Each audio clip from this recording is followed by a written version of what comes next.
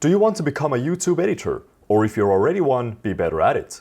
Well, this video might be for you. I am going to be spending the next hour or so giving away every single piece of information about this industry that I know. Starting off with the very basics: how to find work, how to approach future clients. Afterwards, how to price yourself. What are the rates that you should be asking for? Then, how to edit videos, what programs to use. If you're already an editor, how to get faster at editing. What plugins to use, what plugins do I use, or what sort of equipment do I have. Then we'll dip a bit into thumbnails, titles, and that type of management. And finally, we'll end up editing one video from scratch, so you can see my entire workflow from beginning to end. And if you'd like to skip to some specific chapter, then all the chapters are timestamped below. Now, what you won't get from this course is film school knowledge. I'm not going to go into shot compositions or pacing or anything specific like that, how to light your videos. And as an added note, most of the information I'm giving you today is relevant to Adobe software, so Premiere and After Effects, as that is something that I use. So if you use other programs, some overall information may work for you, but overall, specific plugins are just going to be used for Premiere and After Effects. You might be wondering, who am I? Why am I a person to give you this kind of information?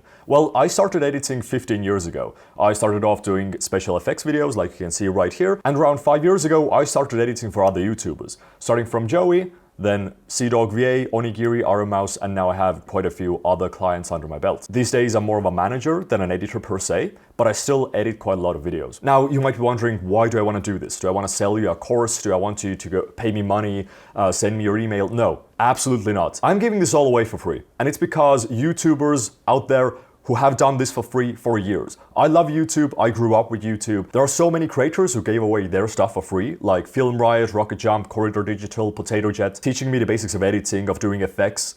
And I just love the fact that anyone can go on YouTube and get anything they want. And I'm also a bit sick of people DMing me or emailing me about wanting to know how to become editors, how to edit better. So this video is for you, for all of you. Everything I know, please stop DMing me. If I do miss any crucial details that should be in this video, they'll be in the pinned comment down below. I will not be making any more videos like this. This is going to be the only one. So if I still did miss any important questions, let me know in the comments down below and I'll add those to the pinned comment. As for channel recommendations, as many of you might have asked me, is what channels do I recommend if you want to become an editor? And the answer is none. Personally, I cannot learn videos through watching other people make them. I only look up tutorials if I have a specific idea in mind and I don't know how to accomplish that. But if you do want to learn more about the industry, then there's a channel called The Editing Podcast who do talk quite in-depthly about editing and other video-related stuff. The most important thing about being an editor or wanting to edit videos is doing it. Just do it. It sounds like a meme, but that is the best way to get better. You can watch 100 hours of YouTube tutorials or even 200 hours, but a person who's made 5 videos without any information will probably still make a better video than you with your tons of knowledge, because you don't know how to apply it. So just try to make videos. If you're a beginner, make as many videos as possible, look back on each and every one and how to improve them. That way you're constantly growing, just quick and constant growth. But let's start from scratch. How do you find work? Well, first of all, you have to make sure what sort of a niche you want to get into. When I started out, there wasn't really a YouTube specific editing scene, so I was more of a jack of all trades, whether it be music videos, vlogs, ads, whatever. But these days there are such a wide range of videos to do that it would be much easier for you to just narrow it down to one specific type and then try to get into that industry instead. So for example, doing YouTube Shorts or TikToks. That is one of the biggest growing industries right now, and there are tons of creators looking for video editors just for this specific niche. So it would be quite easy for you to just edit a couple of shorts, get the pacing and everything down, and be done with it. You don't need to learn how to do actual long-form videos. Or maybe you want to become a more classic YouTube editor with either vlog styles or scripted content, or maybe you just want to do classic ads. Just keep in mind what you want to do, because that decides what sort of a demo reel you have to make. And you might be wondering, well, how do I make a demo reel? Well, it doesn't have to be anything specific. You don't need to have previous work to make a demo reel. All you need is a camera. Just get your friends, film something good. That is the optimal way of doing a demo reel. Show off what you can do. Filming it yourself will also give the employer some more feeling about you personally, like what you accomplished, what is your style and pacing, so they will connect more intimately and know what you can offer to their team. But if you don't have a camera or you lack it for some reason, you can also just do something with motion graphics. This is a video I made around 7 to 8 years ago. It is fully just edited in After Effects and Premiere and only consists of motion graphics and me narrating it. And if you don't even have a microphone, you can always use text-to-speech. You don't even need to have your own content. You can just use somebody else's content and repurpose it, make it into something better. The main thing is you just have to make a demo reel that is relevant to the niche you want to get into. So if you are entering the shorts market, you don't really want a demo reel which shows off your cinematic, color-graded footage, because that's not going to be of any help. Or if you want to do YouTube vlogs, then just having a bunch of shorts might not be the best idea, though it's still better than having cinematic color-graded footage. That usually just doesn't tell anything about anything for YouTube. I have some good examples over here. For example, this is Archie. This is his 8-second demo reel. I would say it's one of the best demo reels I've seen in my life.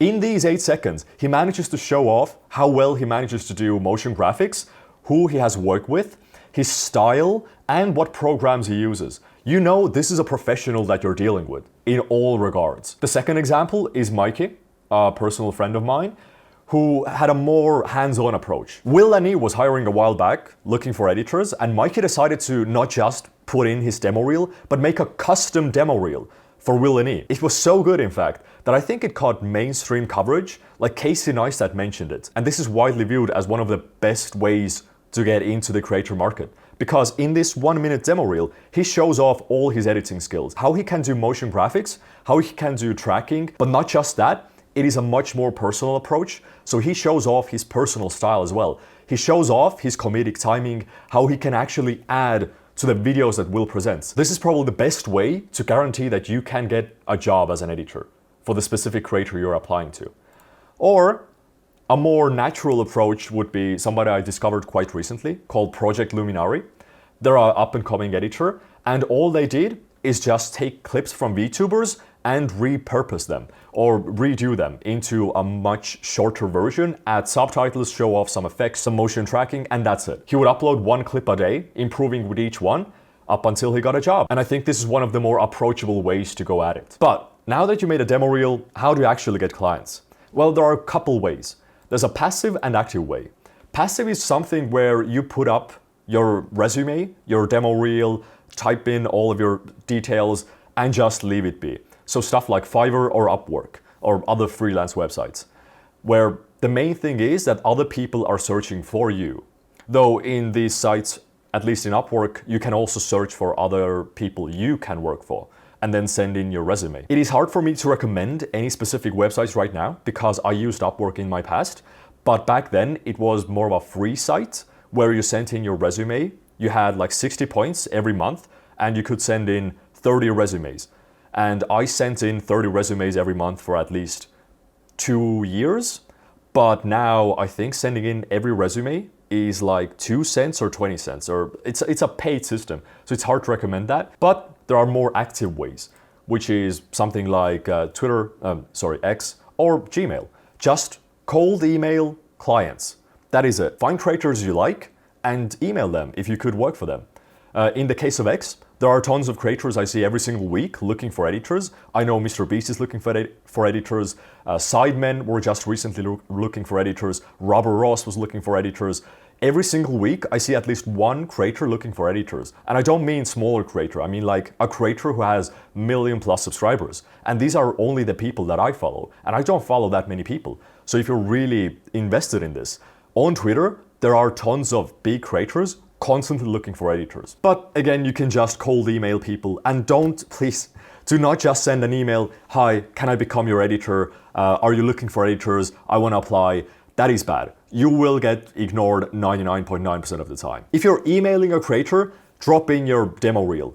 It doesn't even matter if you have a resume. Most people won't be looking at resumes because we don't care if you worked 5 years doing After Effects. We want to see how well you worked with After Effects. You can say you worked 10 years in editing, but if we don't see what you've done in those 10 years, then it doesn't really matter. So send in your best demo reel. And Don't send in a playlist of videos, don't send in a link to your channel, don't send in a video that's an hour long, because what's going to happen is they're going to watch maybe one video, or if there's too many, they're not going to open up anything, or they're just going to pick randomly one video and watch the first 10 seconds. If the 10 seconds are good, they might follow suit and look a bit further, but that's about it. You usually get around 20 seconds to impress people. And I kind of doubt that if you're an editor looking for work, every single piece on your channel or in your playlist is instantly grabbable and the best. That's kind of why you want a demo reel as well. But brownie points if you make a demo reel specifically to that creator, because that shows you're invested in them personally, not just sending out cold emails to get a job. You want to work for them, and you're willing to go the extra mile to work for them. But the hardest part about being an editor, pricing yourself. I'll be honest, I still have issues with this myself. The best advice is speak around in the community with other editors, if you have any friends. In my case, for example, Polite SL, he's an editor for Ludwig. We discuss our salaries, our editing workloads, or just do it with other editors or other people in the similar industry. If you don't have any friends or people working in the industry, don't really fret. You just have to keep doing your own thing, and you'll finally start finding some people, or maybe just ask for slight help until you become friends. Or you can do what I did. In the case with Joey, I started with getting $50 per video. And these weren't small videos, these were like full videos that would take me 1 to 2 days, which was completely fine because I wasn't spending money anywhere else. I was living with my mom and I just had a lot of time on my hands. I wanted to do videos no matter what, so I was fine just editing for a big creator. Back then, editing was such a hard thing to do for everybody else because it wasn't a thing. Only some bigger creators had editors, but most YouTubers were still editing themselves. But thanks to being up for working for pretty much for free, I got my foot into the industry. I got to edit for Sea-Dog afterwards, now working with Trash Taste and many others. And you know, Joey's one of the examples here, but I also did jobs for $10 a video and $6 a video. You still have to work smart, because if you're working for YouTubers who you don't see any future with, there's not really any point working for like $10 per video if you can't grow from there. For some people who come to ask me how they should price themselves, I give them this scale. Take how many hours a video would take you, like let's say 10 hours, and then what would you be comfortable with working for? Like how many dollars per hour? So let's say $15 an hour. So if a video takes you 10 hours at $15 an hour, you should charge $150. But it's very sketchy because there are multiple heavy caveats with that. For example, if you're just beginning off, you're a very slow editor, which means you might take 2-3 times as long as a normal editor. But if you charge 2 to 3 times as much, then people are just gonna disregard you because first of all, you don't have the skill, you don't have anything to show off to, and then you're also asking for a lot. But if you're an experienced editor who can edit faster, let's say double the speed of a normal editor, you might be asking less. So let's say instead of 10 hours, I edit a video for 5 hours, now I'm making $75 per video rather than $150. You still have to think about what is kind of right and where are you financially. I live in Estonia, I have a small apartment, I don't spend much money. It is easier for me to get clients and charge less from them because I don't have loans and stuff. But if you're living in America, let's say LA, you have student debt, you have a housing crisis, you have to make $2,000, $3,000 every month. This is really difficult for you. You might think that it's always good to be overpricing yourself because the client can talk you down. But if you overprice yourself too much, then it will be weird to talk you down and the client will just usually ignore you or say, no, thank you. If they have a budget of $200 and you maybe ask for $400 or $300, they could come into a conclusion, say like, all right, I can offer you $250 or $275, and that's fine. But if their budget is $200 and you're asking for $1,000, then they're not even gonna bother because asking for less than 50% of what's offered is weird. And I don't think anybody would be like, all right, I can offer you 10% of what you asked. Would you do that? Like, no. Also, let's quickly go over the ways you can price yourself. So there are 4 different methods: pricing per project, per minute, per hour, or per hour. Everything has their own positives and negatives. So editing per project is good for you and the client because you know what the budget is. You know how long you should be editing the video for, because there's a specific price amount that you agreed upon. Nothing's going to change. And the client also knows how to budget properly because they're not going to have any surprise spendage afterwards. It is a bit bad if you're a beginner because you don't know how long a video might take you, or there could be some surprise sections that take longer.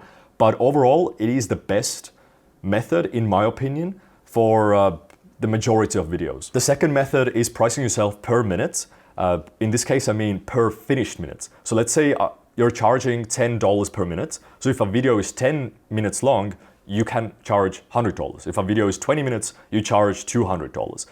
This I've seen many editors use, but I'm not really a fan of that because it is very difficult to use in normal videos, which I make, like vlog stuff, because if you're charging per minute, I feel like the client expects every minute to have like the similar sort of style or similar sort of production value. But if you have the first minute be very effects heavy and the second minute only have like 5 clips with only cuts done, it doesn't really add up. In terms of when should you charge per minute is, I would say, mostly scripted content or anime footage or something that is like narrative based, where you have to search for footage and you know kind of how long the video is going to be for. Because if it's like a vlog, the same video could be 10 minutes or 20 minutes and it would be a massive price difference for the client. One of the methods that I also use is per raw hour footage. So I have a base price, let's say $100 per video. If the video is longer than 1 hour, for every extra hour, I want another $100. This way, this is one of the better ways of doing highlights video editing for like streams. Because if our client does a 2-hour stream, that's fine. Now you know to charge 200 hours. But if they suddenly send in like a 10-hour stream, of course you want to charge more. In many cases, you can combine multiple different versions, like doing it per project, but add on some caveats. So if the footage is specific length, you charge more, or maybe if the video hits a specific milestone of views, you get like a bonus from it. And the final one is the most easiest one, get paid per hour of work.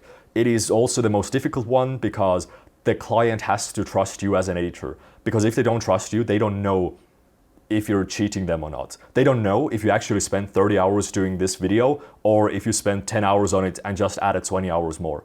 So it's really hard to do trust-based stuff like that. Unless you are using websites like Upwork, which I did, where you have to download a plugin that is looking at your keystrokes and doing a picture of your screen every 5 to 10 minutes. So you can't really lollygag around and take like shit breaks without pausing the timer. But how do you actually edit videos? What programs should you use? There are a couple main programs out there right now, like Premiere, Sony Vegas, which has some of the ugliest design for their icon that I've seen, DaVinci Resolve, HitFilm Pro, and Avid. There are a couple more that I forgot to mention, but I don't know them specifically, so I'm not going to go into them. Personally, I have a hate-love relationship with Premiere and Adobe because their ecosystem is one of the best out there. Using Premiere, Photoshop, After Effects, Audition, all together is a dream when it does work. But their subscription-based system and it constantly crashing and not being up to date with modern effects and how you do stuff is quite annoying. Then we have Sony Vegas. I would recommend against that because it is like Premiere without the ecosystem, still has the same issues, the same crashes. I don't really see a future in Vegas. If you are starting out, I would highly recommend DaVinci Resolve, mostly because it is free and it has some really good built-in effects and tools. It is kind of like Premiere and After Effects combined together, but just free. There's also HitFilm Pro, which is also free, but it's hard for me to recommend it because I haven't used it. And the final one is Avid, which I would also highly recommend against if you're a YouTube editor, because from what I know, Avid is used mostly in standard media, in film and television, where people need to collaborate together on the same video, like at the same time, just edit different sections of it. So that's meant for that, rather than putting together quick YouTube vlog type of footage. And quickly, I'll go over what the difference between After Effects and Premiere is, because some people have asked me that. Premiere is a video editing software. It is meant for timeline editing or sequential editing, which means clips will be one after another. After Effects is meant for special effects. So you don't really want to edit videos in that. You can, but it's very bad because instead of videos being next to each other on a timeline, they're on top of each other. If you make 10 cuts in a video, it'll just take up all of your screen and it'll be very hard to manage. Thankfully, with the ecosystem, if you have a Premiere file open, on the timeline, you can right-click on a clip, add it to After Effects through the dynamic link, and just do special effects on that single clip. So that's kind of amazing. Now let's talk about assets. Where to get the assets? There are a couple free websites. I would recommend Pexels. This is good for stock footage and stock video. The same applies to Pixabay. This is also good for stock footage and stock video. There's not really much difference between those two. The only difference is that if you run out of stock footage to use in one website, use another one. There's Meme Soundboard, which is very fantastic if you want to have a quick sound bite, mostly from memes. Like let's say you want to have a cyberpunk effect. There you go. Just click on it, download MP3, here it is. Or if you just want basic effects like whoosh effects, you can have those as well. A good website for free music is the YouTube Music Library. It used to be pretty bad, like years ago, but YouTube has tried their best to make it better. They have hired special actual musicians to make music for it. So now you can find pretty good tracks on there. And one of the most surprising ones is the Humble Bundle. It is not free. Technically, you still have to pay like $1. But most of the time, if you go into the software bundles, like this one, which advertises Unreal Apocalypse, which is for like Unreal assets, you'll also find music packs, like curated music pack, loop pack, and they'll have some very good stuff. I have a folder with RPG sound effects and just RPG music that I use in a lot of YouTubers' videos. You don't have to pay like $30, just $1, get 3 packs here, just use them in your videos, and you're good to go. It's a very good source to sometimes look into. Now there are paid websites. I haven't used that many. Mostly I've used Storyblocks, which is kind of sad that they now doubled their price. It used to be half this much, but this year, no, at the end of last year, they increased it. Though it depends how big of an editor are you. For me, using Storyblocks is worth it because this is my job. But if you're a beginning editor, $30 a month is maybe a bit too much. And you might be laughing like, who needs stock footage? What do you do with stock footage? But I use stock footage in every single video that I've made for the past 4 or 5 years. Because if you're thinking about stock footage, you might have like visions in mind of people eating food or just commercial footage of people doing something one after another with some basic narration in the background. But that's not what stock footage means. Stock footage can mean adding fire effects on top of a video. Instead of going to YouTube searching for fire, getting a bad 720p screen footage, you can already get rendered out footage of fire, of embers, of everything, any different type. Maybe you want anime lines. You have that. Different types, different colors. You can have templates. It has Premiere templates, After Effects templates, and also templates can look bad, but the point of templates isn't to just drop them in the timeline. You have to make them look the way you want it to. In these cases, I have used quite a few templates for like trash taste stuff, trash taste specials. They're really good. You just have to make them your own. And of course, you can just use it for more specific B-roll as well. Like let's say somebody's talking about Japan or Shibuya Crossing, you just drop that in. So stock footage is kind of important as a YouTube editor. And there's a paid website for music, like background music called Artlist, which has a ton of different sounds. Personally, I don't use any websites that have paid music on them because it's too much of a hassle. You do subscribe and you do get to whitelist channels, so you won't have any issues with demonetization or copyright.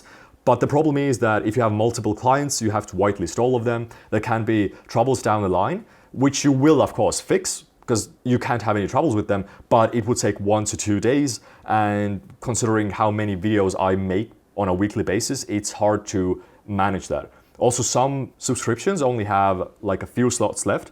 Like I think Storyblocks has only 2 slots unless you specifically email them, and Artlist might also have 1 to 2 slots. So in this case, if you have 5 clients, you could only use it for 2 clients. So you have to figure it out yourself. But if you're using it for personal projects, stuff like this is really good. But again, you don't, $10 a month, it all adds up. So you usually want to not use subscription-based models, because at the end, you'll just end up paying $500 a month for everything. Now, let's talk about finding your own style. When I started out, I was really worried about not being original or creative, and the thing is, you don't have to be. Just pick creators you like and try to emulate the stuff they do, but you put your own spin to it. In this case, when I started out doing YouTube, I really liked watching Angry Video Game Nerd and iDubbbz, so I kind of emulated their style. And you can also learn effects or stuff based on other creators. In this case, There's an amazing creator called Ostenox who does motion graphics really well. This is a very good example because it's a video from a stream. And Ostenox took the footage without somebody even telling him to and put his own twist to it. For literally no reason, just to make something cool. But if you're an editor, trying to replicate effects is a good way to learn. Like in this case, you will learn a lot of subtle stuff that you might not have noticed otherwise. Like how would you accomplish slow motion that is this insane? How can you accomplish motion graphics that don't look like ass? How do you do color correction properly? Here, there's some parallax effect going on with the text and Ludwig. Also, the background is blurred, which you might have not really noticed at points. How much a blur affects something, how everything looks, how there's like slow zoom ins to everything, how everything's paced. Just trying to do anything or trying to replicate a style will teach you so much. When I started out, I was a big fan of Corridor Digital and their stuff, and I would look at their videos and try to emulate the effects that they did. Just to discover, I cannot even come close to what they can manage. And I had no idea even how to accomplish that. So I would have to look up YouTube tutorials on those specific effects or effects close to it to try to emulate their style or their effects and put my own spin to it, like my own story. So now that you know your program and you have your assets, let's talk about more specifically editing. In this case, we're gonna delve deeper into Premiere because I don't know how editing in other programs is like. If you have a beefy PC, like I do, it's gonna be pretty easy. You can handle every footage that is thrown at you. But if you don't have a good PC, you might want to do something like proxies at the beginning, which is where you take the original footage and make it much smaller. In Premiere, there's an actual button to make proxies, and it will render proxies for you. So in this case, this footage here, let's say it's 4K, your PC can't handle that because it's weaker. You make a 480p version of it instead. So the playback is completely fine and Premiere attaches the proxy automatically, but once you go to render out the video, it'll automatically switch the proxy with the original footage. So you'll still end up with a good looking footage, though it doesn't really help with rendering. It's still gonna take a ton of time for you to render out the video. I'll quickly mention Drive and Dropbox. Those are the methods that I use for sending footage through to clients and getting it from clients, because both of those programs have methods of syncing with your PC. So instead of going to the online website of Drive and manually downloading there through Chrome, you might have noticed if you're dealing with larger files, if a file is over 30 gigabytes, it might have an error. You have to re-download it. It's a huge hassle if you don't have insane internet speeds as well.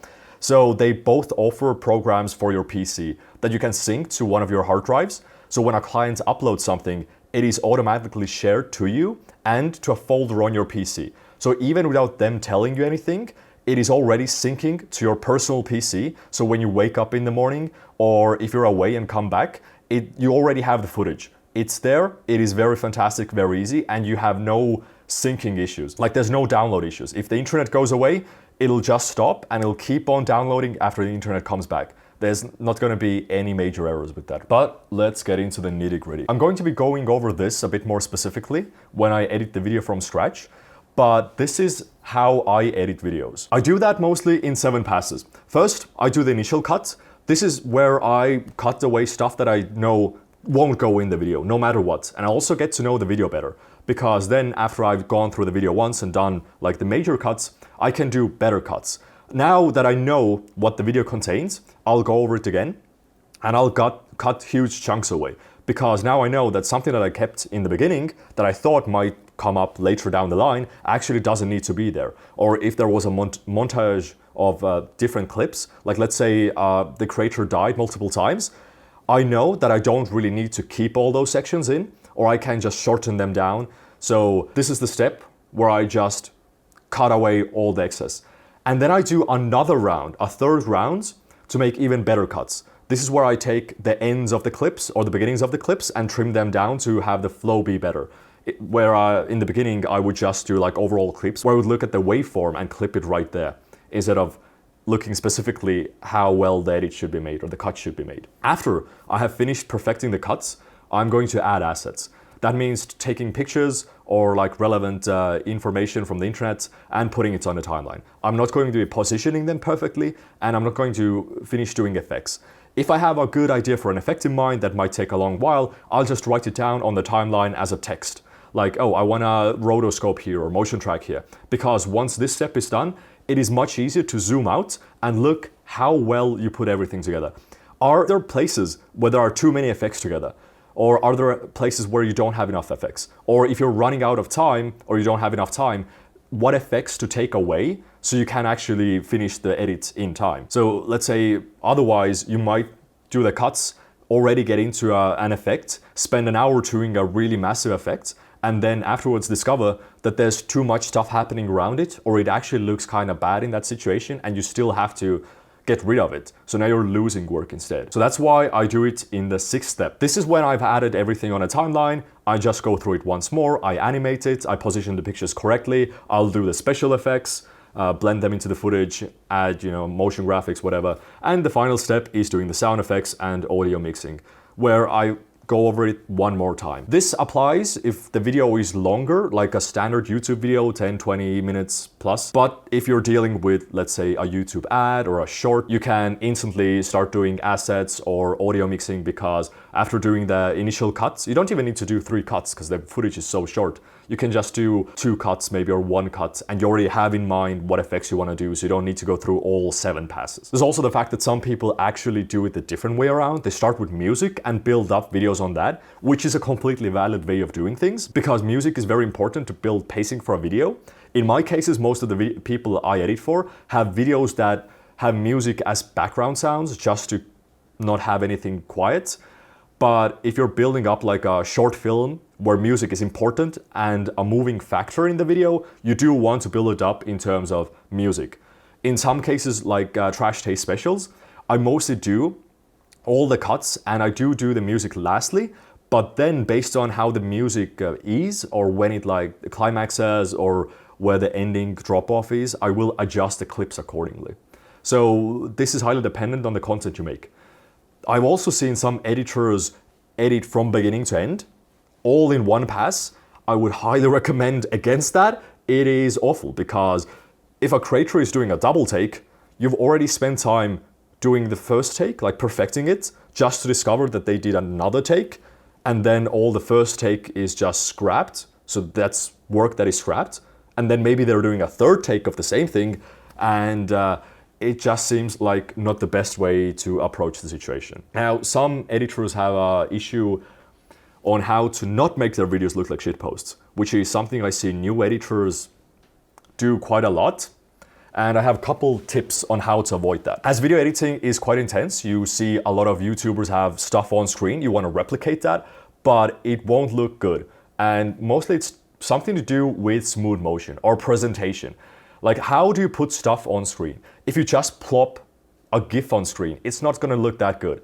If you plop a GIF on screen with a sound effect, that adds purpose. That adds like some sort of an emotion behind it, like it actually fits. If you make the GIF move into screen, that is a step up. It is coming from something. It is not just materializing out of existence. And if you can make the motion of the movement smoother, exponential, that will make it so much better. So in this case, if you do keyframes, usually by default, it is all the same motion. But if you make it exponential, it'll look much more natural. It'll be very intense in the middle and slow at the edges. You also need to look into complementary colors. Some stuff that I've seen beginner editors do that is wrong is just use a lot of varying colors. Intense greens, intense reds, intense yellows or blues, just all together. But that just looks bad. It looks like a Microsoft PowerPoint in the early 2000s. You're just throwing stuff on screen because it's contrasted, it's colorful, but it doesn't look good. So you don't want to use too many colors. You want to use colors that look okay, and you don't want to use too many different fonts as well. A lot of people that I've seen use somebody called Maxor, actually an incredibly goated YouTuber as an example. But I would say Maxor is an outlier, because Maxor's style, he's not just putting stuff on screen. It is not a huge shitpost. It kind of is, but it's not. This is an art style. This is a specific style. Like when you go into the art world, Impressionism is an art style. You're not just, I don't know where I was going with that example. The point is, he's not doing things randomly. Every single font that he uses every single color that he uses, it all blends together perfectly. There's some sort of an intent behind every motion, every keyframe. And his editing style is something that I don't think I could replicate even if I wanted to. Like, even if I understood in the most basic way what he's doing, what fonts he's using, if I can gather the same assets even, putting it all together the same way he does would be a huge challenge. If you haven't edited for years and years and years, you're just not gonna notice the little details on how he's not just zooming into stuff. Somehow he bends the edges. The edges squish while everything's zooming together. How the motion between zoom ins is different. How the font itself has a font in the background. How the font, the stroke color of the font is all kind of the same throughout the video, but also different. How every color blends together so well. How the video entirely has a very specific color scheme. This is top tier editing. But this chapter is what I think most of you are here for. You're an editor. How do you become faster? I'm going to go over everything, every plugin that I use, every physical device, everything that makes me go faster, and what I would recommend on how to get faster. First up, plugins. Some of these are free, some of these cost money. I would recommend Mr. Horse highly. I hate that they also went subscription-based quite recently, because I already had spent like $300 getting all their packs, and I really love what they do. There's also a free plugin from them, which has no limits. It just has like 5 items from every category. So you can still use it without limits, but there's just a few of them. I would highly recommend just getting the plugin, using it. Some of the stuff that the free version has are transitions, which are really good. Those are like the smooth transitions where it pans from one screen to the other one and has motion blur. And then you can see if you wanna get the subscription or not. They also have one of the best UIs for Premiere. One of the things that really can put you off as an editor is the UI. If it's bad to use, then you're not gonna end up using it. But for Mr. Horse, it's just drag and drop. It's really easy. A bad example of bad UI is this, which costs $150. It's by AE Juice. I have it, but I use it very rarely. Purely because the UI is so garbage. You have to go into one menu to choose a pack of what effects you want to use, to go into that menu, which takes time to download, and then you have to download every pack individually, and then it takes a while to actually generate on the timeline. It's such a slow process that you rather never go through it. So even though I have this plugin, I rarely use it. Another good program to use, Snatch. It's a plugin for Premiere. This is a way you can download videos from YouTube straight into Premiere. There's also a 4K video downloader, which is a free program as well. I switch between these two because sometimes one of these is broken, sometimes they work, so I use the one which works better. But I like Snatch because it's integrated into Premiere and it'll instantly get the video you want into your Premiere project. Now, Excalibur. If I had one program to recommend to any editor, it would be Excalibur. Sadly, again, they increased their prices from $75 to $120. But personally, if this program was $500, even $1,000, I would buy it. That's how much of a difference it has made in my life. If you've used After Effects and you use the free plugin called Console FX, this is it. It summons a search bar on your timeline whenever you click a button shortcut, and then you can do whatever you want with it. Let's say you have a clip, you click on the clip, open up the search bar, type in an effect, black and white, press enter, and you're done. The effect is on the clip. It kind of revolutionized how I do Premiere. So instead of going to the search bar at the top with effects, typing that in, dragging that in, which doesn't take long, it takes like 2 or 3 seconds, it will be quite instant with Excalibur, like 0.2 seconds instead. And it fixes the main issue I had with Premiere, which is shortcuts for effects. I don't know how Premiere does it. And in this regard, Sony Vegas is even better than Premiere because you cannot add shortcuts to effects or presets. Let's say you have a VHS filter you want to have on your timeline on a video with like a black and white effect. You can make that into a preset. So anytime you drag and drop that preset onto the file, it'll automatically add those 2 effects. But you cannot add a shortcut to that for some reason. With Excalibur, you can add a shortcut to that. And then you can map that shortcut to, let's say, a Stream Deck. So with one button, you'll instantly add those 2 effects that are cranked to your specific needs to the clip. It is an absolute game changer. I can't state that enough. And that is only 5% of what this program does. It does so much more. It does, in fact, so much that I can't keep up with all of that stuff that it does. Just purely from the fact that I can add shortcuts to my effects is enough for me to pay an insane amount for this price, because it really does make Premiere twice as fast for me. Now, this is a free program called Listery. It is fixing your Windows search bar. That is the main reason for it. You can double click anywhere you want, double click Control, it'll bring up a search bar. You can type in anything you want and it'll find it. Like, let's say I want ding. It searches, finds all different dings, and I can take this file and drag it straight into my timeline. This is like Windows search bar, except it works. Whereas in Windows you search for a ding sound, it takes 2 minutes and then it generates a Bing response of what websites to look at, which boggles my mind. And the final plugin that I use is called Wonder. This sends you GIFs. It's a really neat tool where if you want like some very basic GIFs, whether it be normal GIFs or you want GIFs without any backgrounds, this does it. It is only 37 euros, which is $30, I want to say. No, $40, I want to say. And I don't mostly use it for the GIFs, I use it for GIFs without any background. So in this case, maybe you want like exclamation mark on top of somebody. Instead of finding it yourself or making it yourself in After Effects, just find it here, drag and drop straight to the timeline again. It makes your life so much easier than just going to Google and searching for a specific GIF. Or maybe you want a dancing cat without any background, you can add that very easily into your timeline. Now that the plugins are done, let's see what effects I use. These are pricey.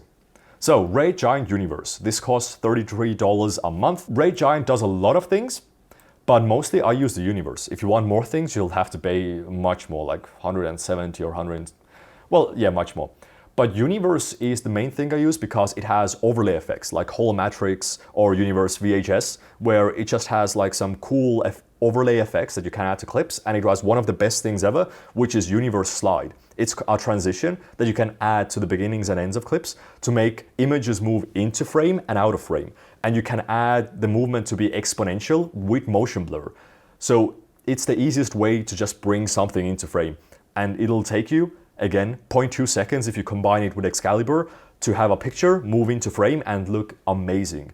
Instead of adding, well, there are alternative methods like adding your own transform effects with like shutter speed, so you add like blur to it, but it is slower and it is clunkier. Boris FX Sapphire, $62, much more expensive, but it also contains, I would say, like double the amount of FX that Universe has, or like even 3 times as much. It also has some very good overlay effects. Most of the reason why I use it is for Sapphire Shadow. It has a very good shadow effect, though now I think Premiere has its own shadow built in, and it has shake effect, which is one of the best I've seen, where the picture shakes, you can add motion blur to the shake, or you can make it very slowly shake. So it like kind of smooths, floats around in the scene rather than shakes, which is something good to have add to pictures to not have them be static. And then there are a lot of little plugins that do one specific stuff. I feel like you don't really need most of these things because you'll end up spending $20 on a plugin and never using it. So I wouldn't really recommend these, but most of the things that I use is Twixtor. It is the best plugin I know for slow motion, though now with AI, some AI might have a better version of doing slow motion, but up to today, Twixtor has one of the best interpolation methods. So you can have a normal 30 FPS footage be like 120 FPS and not really look that bad. There's Saber for After Effects, which is a free plugin to have like, let's say, lightsaber looking effects or fire effects.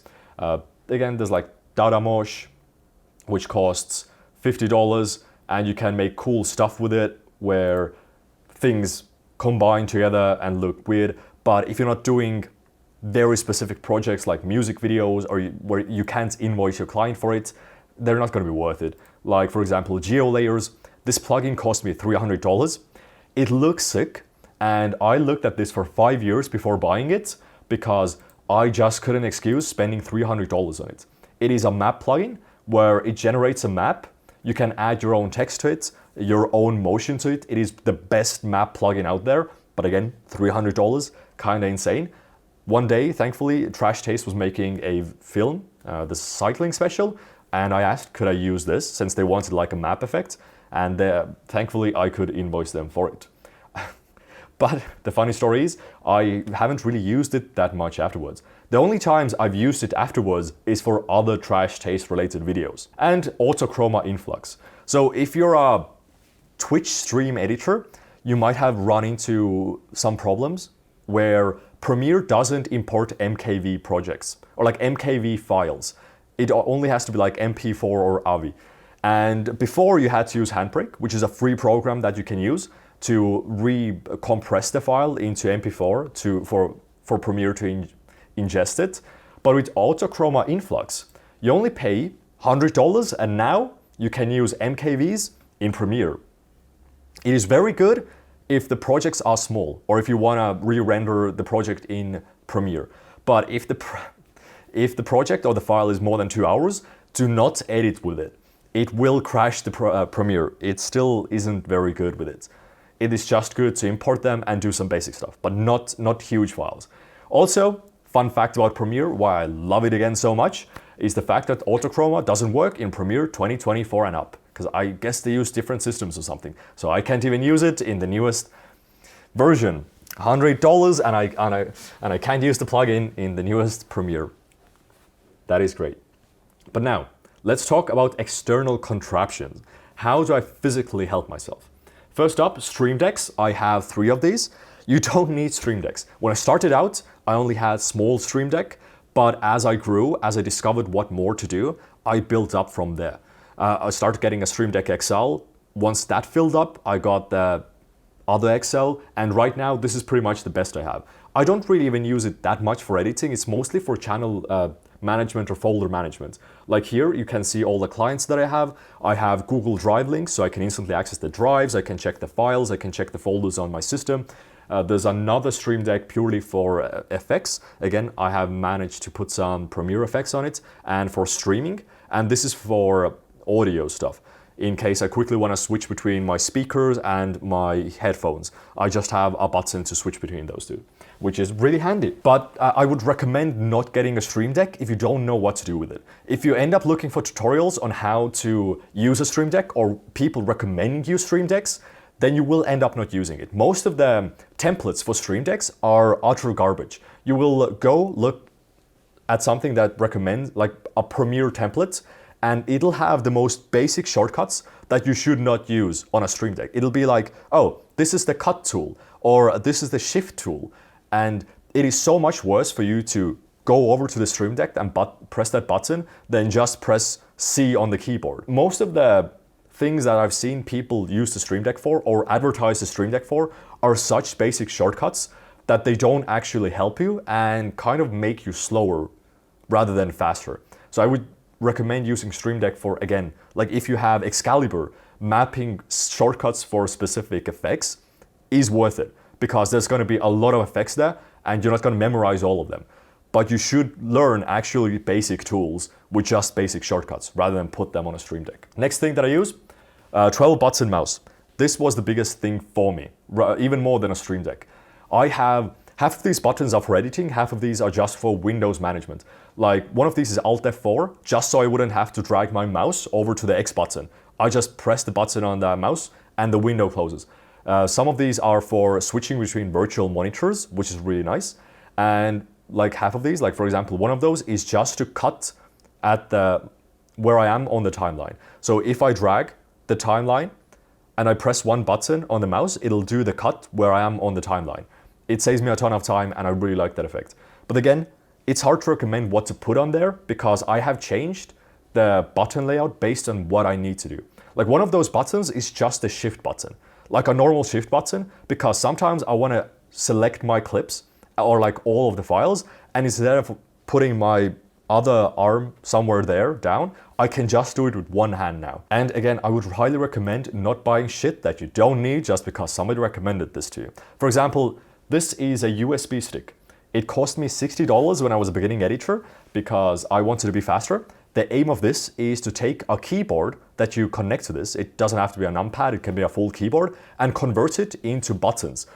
So If you add a keyboard to your PC, it's just gonna act like keyboard. No matter how many keyboards you add, it'll just be like one unified keyboard. But this, instead of adding the same keyboard, makes the keyboard be a separate entity, like another 20, 30 more buttons that doesn't usually exist. The problem is, it is a very hands-on thing to use. You need to download like 2-3 programs just to use it.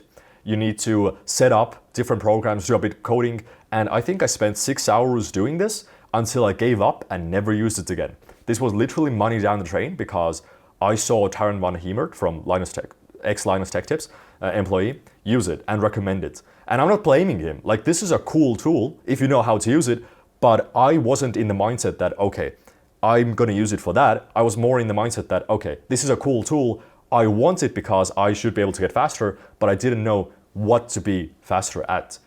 While with the Stream Deck, it's just plug and play.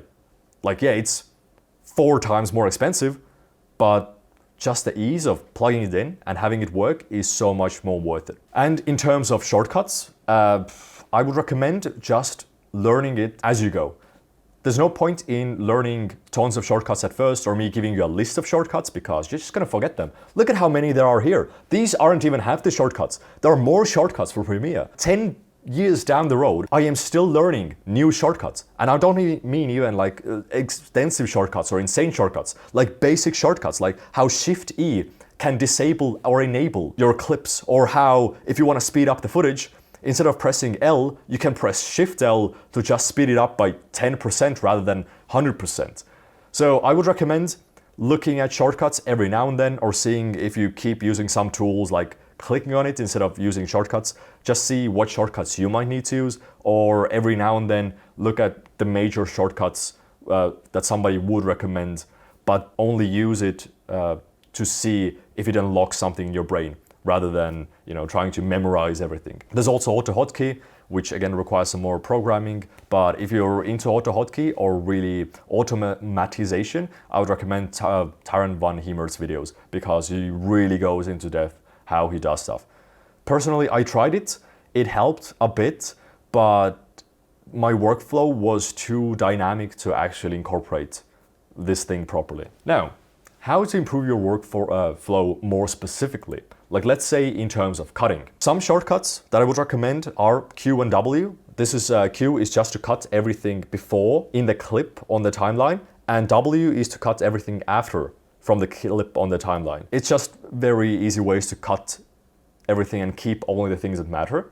L is your friend. The button L, which is used to speed up the footage. Like if going through the footage and you have a ton of footage, hours of footage, it's too slow, press L to have double the speed, press L again to go through it 4 times the speed. And if you want 3 times the speed, you can press L once and then Shift L to have like 3.1 speed, 3.2 speed, etc. One of the ways which is a bit more intense on how to edit is you play back the footage and you do the cuts while the footage is playing. So you look at the timeline, you see how the waveform is looking. So from the waveform, you can see the peaks and the valleys, how the person is speaking. If you see there's like a valley there or there's nothing there, you can kind of guess that you can cut that part, and you don't really ever need to stop the footage to cut those sections. But this takes a bit of a while to get used to. Also, would recommend coloring. If you color specific sections of a video, let's say it's building something or a video consisting of different parts, if you color those parts differently, when you zoom out at the end of the cutting section, you can quite easily see how long specific section took. So if the sections are supposed to be kind of the same length, you can see what sections were too short, too long, or what sections you can trim down much more. So there aren't any inconsistencies where some section is like 1 minute and the other one is 5 minutes. So it just gives you a better overview of things, and also visually you know when the next section starts or how many effects to add, etc. Coloring just helps a ton. In terms of automatization, there's not that much to add. Like in terms of plugins, there are plugins like drag and zoom, which I have. So you might think, okay, this is supposed to replace keyframing manually. Like if you want to zoom into a clip, instead of going to the position and scale, keyframing it, going forward in times, keyframing it again, you can use this plugin, just drag and you're done. Problem again is the UI. You do not have that much UI on screen, so it's like an extra step to open it up. And if you don't incorporate it completely into your workflow, you'll just never end up using it. The idea is there, but the execution for me was lacking, so animating never really worked out for me. I would recommend using adjustment layers a ton if you aren't, because adjustment layers adjust everything below it. And one of the major things to do with this is add a transform effect on it. So if you want to zoom into a layer or a clip, instead of adding the transform effect on the clip or changing the position and scale, you can add a transform effect on the adjustment layer. So if you add the keyframes on the adjustment layer, on the transform effect that's on the adjustment layer, and switch the shutter angle to be higher, then it'll also add the motion blur and zoom in. And if you want to use the same zoom later, instead of copy pasting the keyframes from the clip or whatever, you can just drag and drop the adjustment layer to a different place. Just copy it over. If you hold down Alt, click on something and drag it, then it'll create a duplicate. So you can just keep on using the same type of zoom all the time. And bonus move, if you color the adjustment layer. Let's say you make this zoom yellow, and then you make another adjustment layer that's blue, that's like 10 seconds long, and there's like a 5% zoom throughout the entire adjustment layer. Now you know instantly where to put the adjustment layer to zoom in slowly or to do a quick little zoom into. And you can also combine adjustment layers. Like you want a zoom into the clip, so you add the blue layer on top, and then at the end you add the yellow layer, so it zooms, and then does a quick zoom in at the end. So it's just one of the better ways of adding zooms into your videos really quickly. And again, this is an example of the universe transition, the slide transition. It's very easy to drag and drop. In my cases, I have added a presets actually, which already dictates how much motion blur there is and where the picture is coming from. So if it's below, left, right, or top. There's also some things that a lot of people don't know are master tracks. In terms of audio, there's a master track for audio called the audio track mixer. Instead of adjusting every single clip individually or adjusting one single clip, like adding denoise to it, copying over that effect, selecting all clips and adding the denoise to all effects, just use this to select the track that the clips are on and add the effect to those clips. So let's say there's a section that takes place outside with cars and is very noisy, and a section inside. If you add the outside section on audio track 1, inside section on audio track 2, then you can add like denoise on track 1 and it'll only affect the stuff outside. Or it'll make that one section louder if you add like multi-band compressor or anything to it. In the same regard, you can do for videos. So if you have a clips panel here, which I feel like most of you know, this is like the motion panel, you add position scale, you add opacity, whatever. But at the top, there are tabs. If you click on the left tab, the source tab, it'll add the effect to that clip, not that specific cut. So on the timeline, let's say you cut a video, that's like one video, into 10 different sections, and you need to add a lumetric colors on it to color grade it.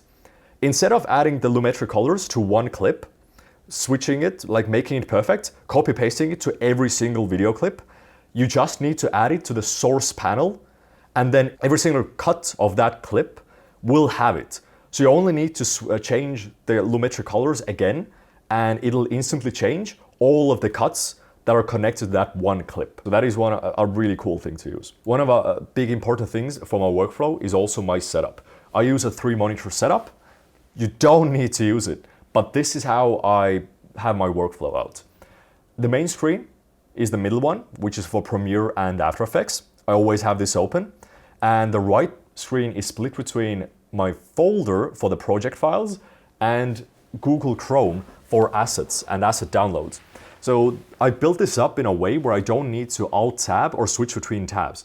Everything's constantly open for me, and I don't need to switch between everything. So I would just search up something on Storyblocks or Google, like asset that I need, download it to this folder or drag it to this folder, and drag it from this folder to the timeline. That is it.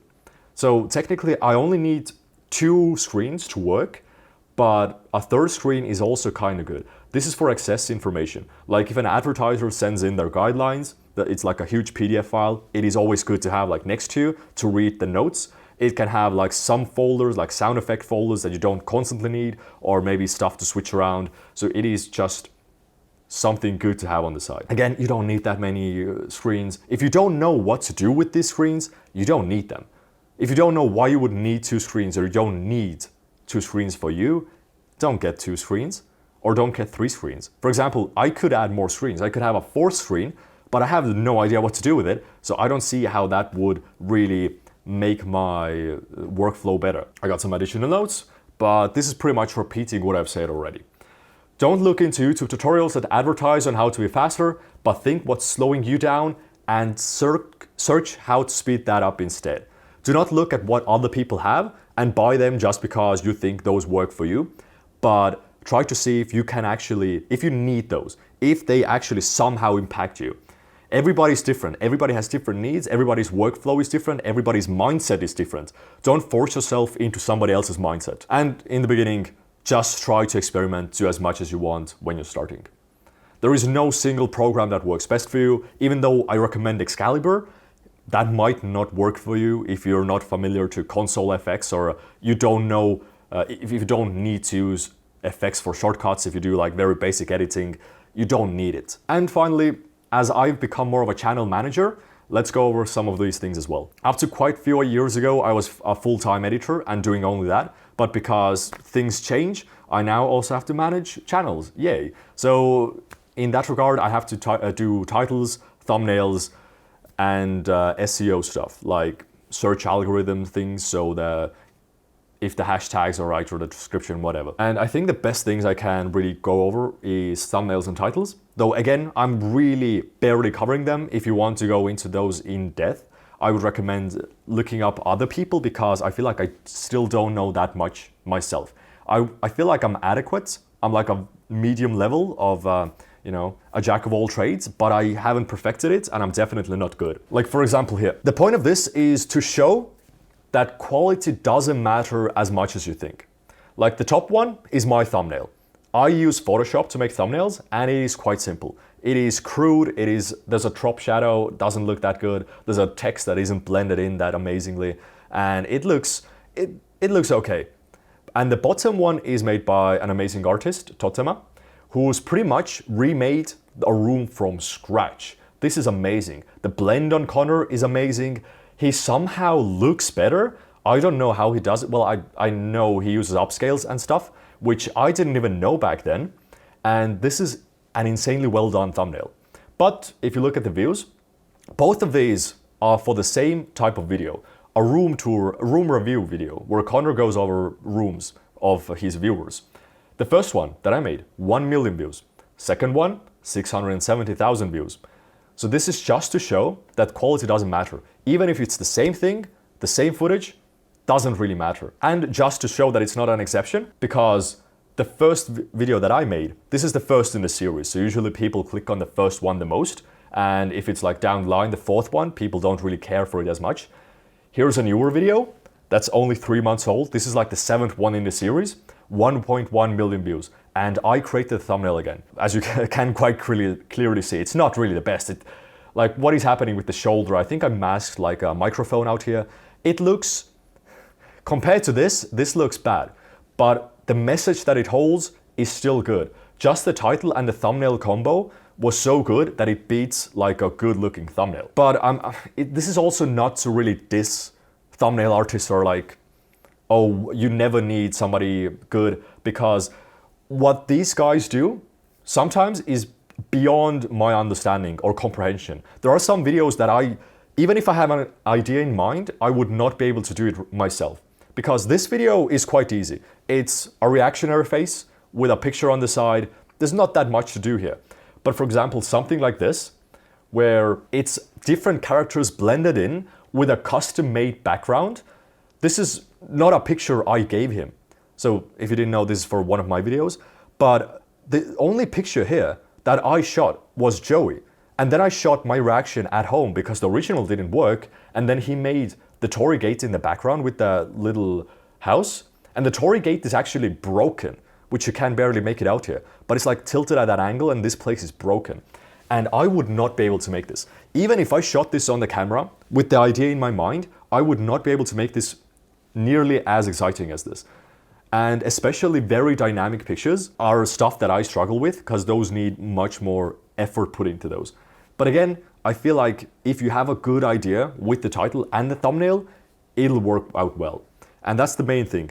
The thumbnail and the title need to go together. You don't want to replicate one information that the other one has, because the viewers will look at those both at the same time, and it has to tell the viewer as much information as possible. So it should be more of a combination, like a story. Like they look at the thumbnail, you live like this, and Connor's reacting, and then like, what's going on? And then I rated my viewers' rooms. Ah, okay.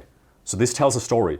And also it's good to have thumbnails have, well, I don't really want Mr. Beast thumbnails in the future, but it's kind of the best way to describe on how to make good thumbnails. You want to make minimalistic thumbnails with like 3 to 4 things tops per thumbnail. In this case, Connor, picture, text. Connor, picture, text. Me, Joey, background, like Tory Gates.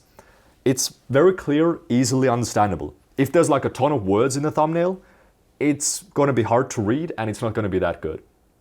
Simplicity usually overtakes it. There are exceptions, like with everything, but this is mostly the stuff that I apprehend to. And a good idea is to add expression in the thumbnail as well. So in this case, Connor is always showing some kind of expression. Surprise, disgust, anger, surprise.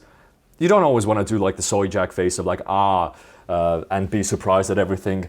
But it's good to have some expression on the thumbnail, because that is, an expression is the easiest way for a viewer to relate to you or to understand what's going on. And the second thing, or I guess the first thing, is the eyes. You need to have the eyes open or eyes clear. That's why even in some VR reviews, people have like see-through goggles. So they have VR, but the front is open, so you can always see their eyes. The eyes is the most important thing if you have thumbnails that do have people. You don't just need to randomly add eyes. But that's about it. Now, let's jump into editing a video from scratch, and I'll go over every single thing that I know. So this is one of the streams that I recorded recently, and I've already gone through the initial stages. So firstly, it was an MKV, and then what I did was use Premiere to separate the audio layers from the video layer. So there's some work done. Now, usually I would do proxies as well, but since it's such a short video and it's only 1080p, I am fine without doing them. First up, you do want to set up your project so there's no issues afterwards. Just want to see that the audio and video link. Are these full? Okay, there's no audio issues, so I can just overwrite this. Trim the end because the audio sometimes is slower or something. And now I just link it. So select both of them, Control L, and now they're linked. So when I do a cut, it cuts everything. So first of all, I'm just going to go through the entire video once, do some basic cuts. If I hold down Alt and scroll wheel, I'll zoom in. And if I scroll the other ways, I zoom out of the timeline.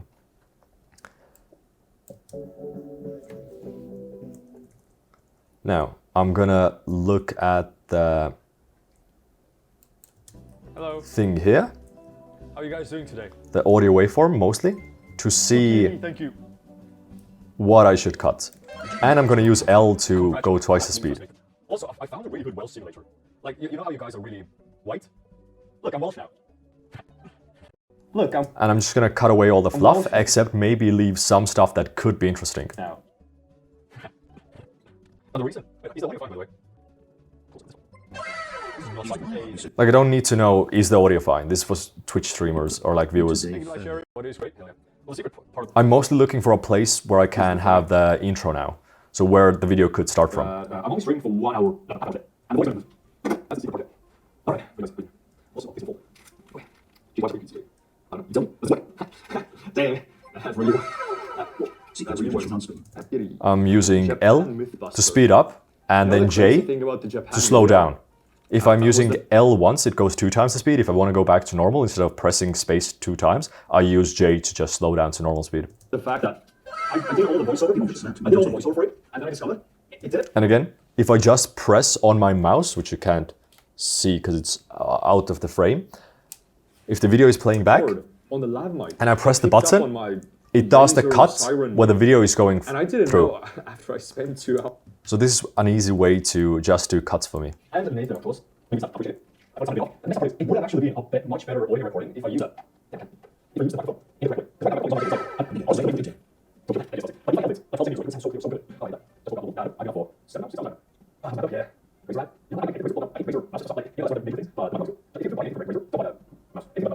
This is all just fluff. Just interacting with the people. Well, sometimes it's good. Like you still want to watch throughout the entire video, because there could be good bits. I hate streaming. Like, this is really good. Just something interesting and new to add to the scene. This could be a very good intro as well. But I'm looking right now for a more YouTuber intro. At least falling down here. Just type it up. See, what you can see? I got a very interesting project. It came to it's a comments. That's great. And into the loop, I'm not screen. Like, hope you fucking right. Do you want to screen? Do you got screen? I see my screen. Right. I hate screen.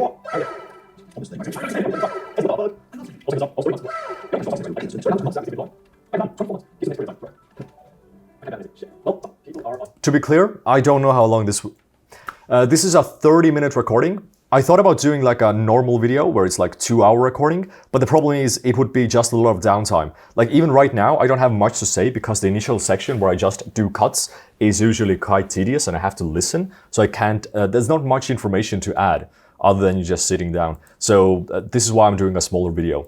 But if it's a 30-minute video, I would say this would take me maybe an hour, max 2 hours, but we'll see.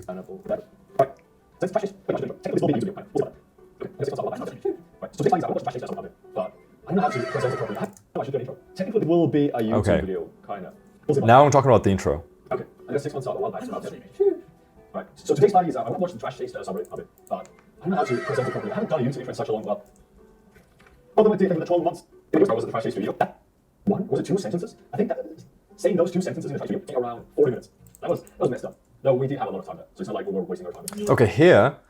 This section could go at a later place in the video, maybe, or maybe it's garbage. So instead of cutting it out, or maybe I'm not sure, I'm coloring it purple. So I know that this is something that can definitely be cut out if you wanted to, but might be able to save later. Oh my god.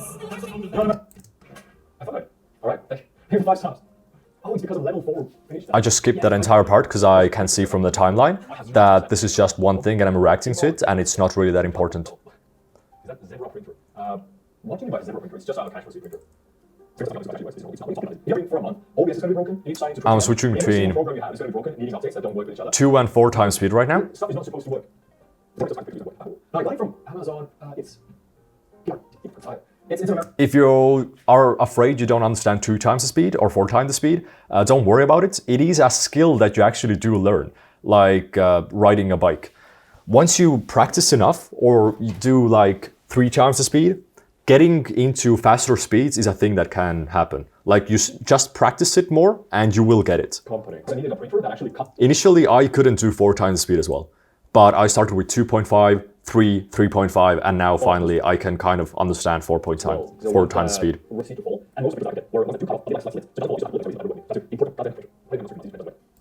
Right, Nathan? You know how to YouTube. Skipped because this was empty. What's up, YouTube? It's your boy Mudan. Today we're back at it. That's a good thing. Today we're back at it looking at trash taste memes, because apparently not only trash taste has trash taste, but they also have a trash subreddit who just keeps on complaining about shit. Was that too mean? That was a subreddit. That was just keeps on complaining about shit. Yeah, I don't want to keep the complaining stuff. That's just mean. No, nobody likes trash taste though. It's so weird. It's like, oh, trash taste changes one thing. No, they don't like that. They don't like trash taste. Trash taste. My name is you can't say what, does it? You can't literally say whatever you want. It's called free speech. How do you thankfully, they did release a new special yesterday, the main special. So hopefully we'll see what new bangers the subreddit has come up to. So this is an example of me cutting while I go through it, because I know there was a space here, so I can just cut it right now without actually pausing the video. Technically, you can't say hell in the video either, because like let's add like so you should see it. Sorry, it'll steal from some things. It's just I do too. I'm sorry, that's why I call secret because I'm retired. Goodbye, YouTube. Hey, you're gonna jump on that retirement train. Right. All right. I'm not sure about that section. I'm not retired. It wasn't me. It could work, but it feels a bit too long. Okie. Trash taste subreddit. We're gonna react. Wait till the memes are good enough. Let me zoom in a bit. This is for YouTube. You gotta zoom in more so that for Redditor doesn't have to manually zoom in later. Also, I don't understand. If you look at zoom it up. Even on stream, you kind of want to zoom in so you can see something. I'm like, can't watch. That's fine. Don't worry about it. No, even memes. As a process. That's why. That isn't about. You're supposed to be. And for high train to level 4. And for all clean graphics. Alright, wait, watch it. If you mean the stream, that's 7 centimeters. That's like it's like 1 percent below the middle, like white t-shirt and just stop.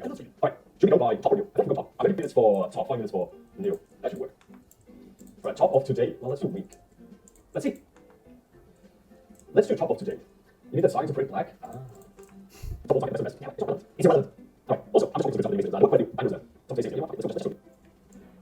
Let's go talk. Let's just go talk. What the hell? Let's go talk. Let's just go talk. Top of today. We're gonna start there. We're gonna see how it goes. Right. Yeah. Watch more your top 10 anime trails of all time. Bonus. Oh yes, my good gentleman. Is there anything more you want? Anything you? No, sorry. How can I? Of course you can. Here you go. Can I not read or is this messed? Right at home. Oh, that's the trail. Damn. Shit. That's okay. Me. Wow. Ooh, the memes. The memes. Yeah. Love to hear topics. There you go. We don't it's hard, but it makes somewhat sense. Always playing food soup peels. You know what? The table there doesn't look as big as the capital. I love you going in my episode. Just it was nice to connect, but just mentally but physically as well. They went on a whole different level though. Yeah. I'll cover right now. Mr. Customer, boys. What the fuck was that edit? Okay.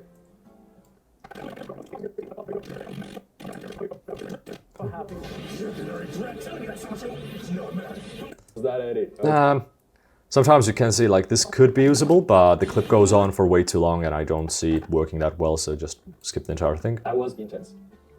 Yeah, Garth's main outfit, I think they pulled the main outfit off really good. There was a lot of stuff cut out, but they actually tried to make outfits on. I think it was like a whole 10-15 minute segment in total that was made into like 2 minutes, because they couldn't fucking do that outfit at all. They were struggling. Like Connor put on his main outfit very quickly. Garth had to go away, came back, didn't have any ideas on how it worked, and Joey kept messing up with the apron somehow. Like, no, it took half the time for him to just understand what an apron was. But like, finally got it up. And my god, really, that's it. Can't do anymore. Yeah. This is making some sort of a time that we're just handing you. I thought about maybe using some B-roll of their makeup in my video, because it's the same makeup. It's taking the makeup floor forward, but I'm like, nah, that would be a bit weird. Technically, you can't film it like how we make it. If you let you record your phone, or each other, like if you record, you can't record, you can't record.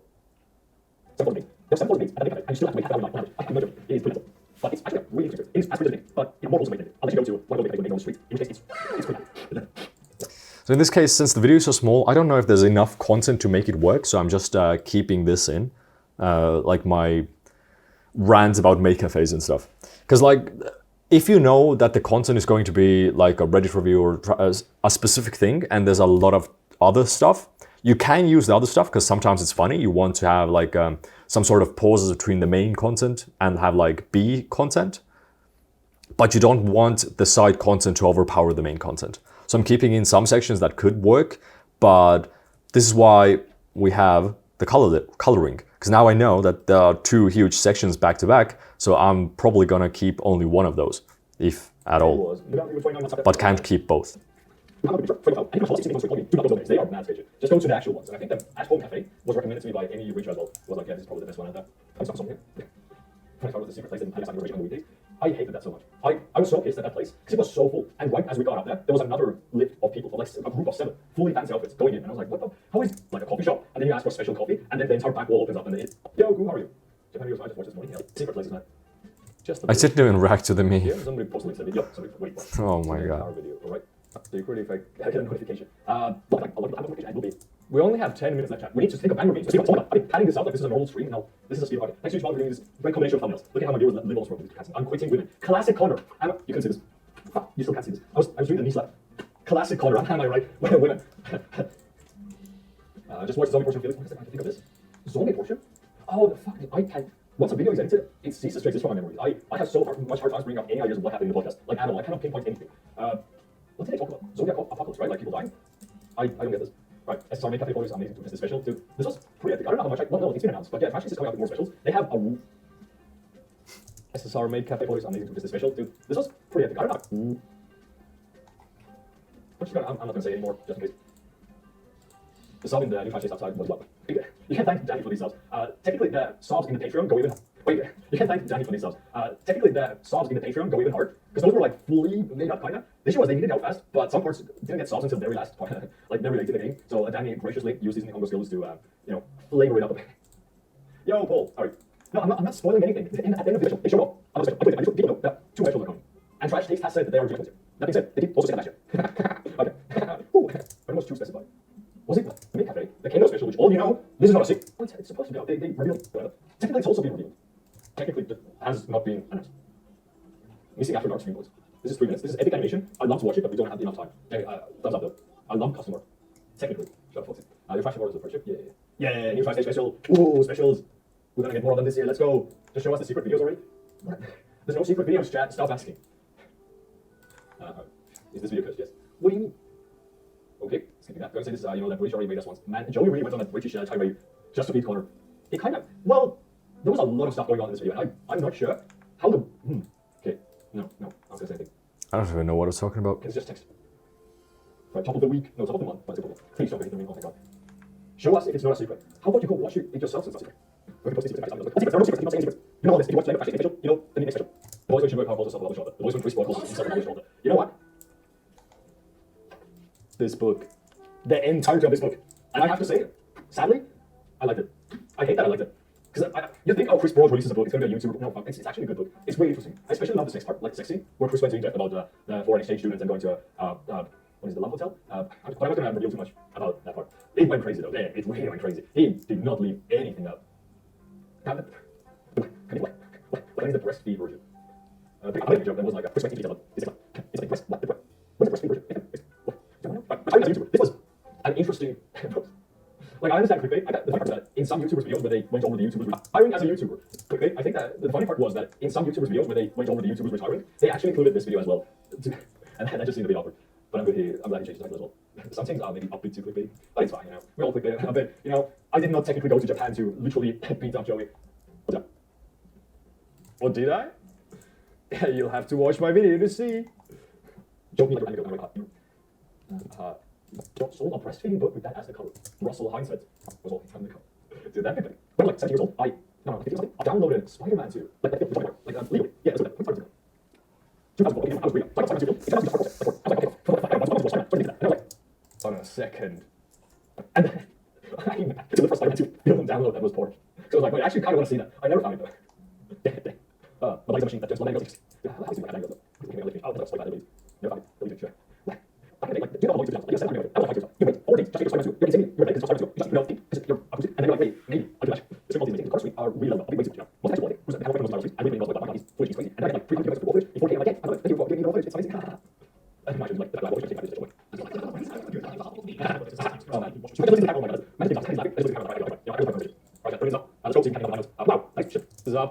Let's go.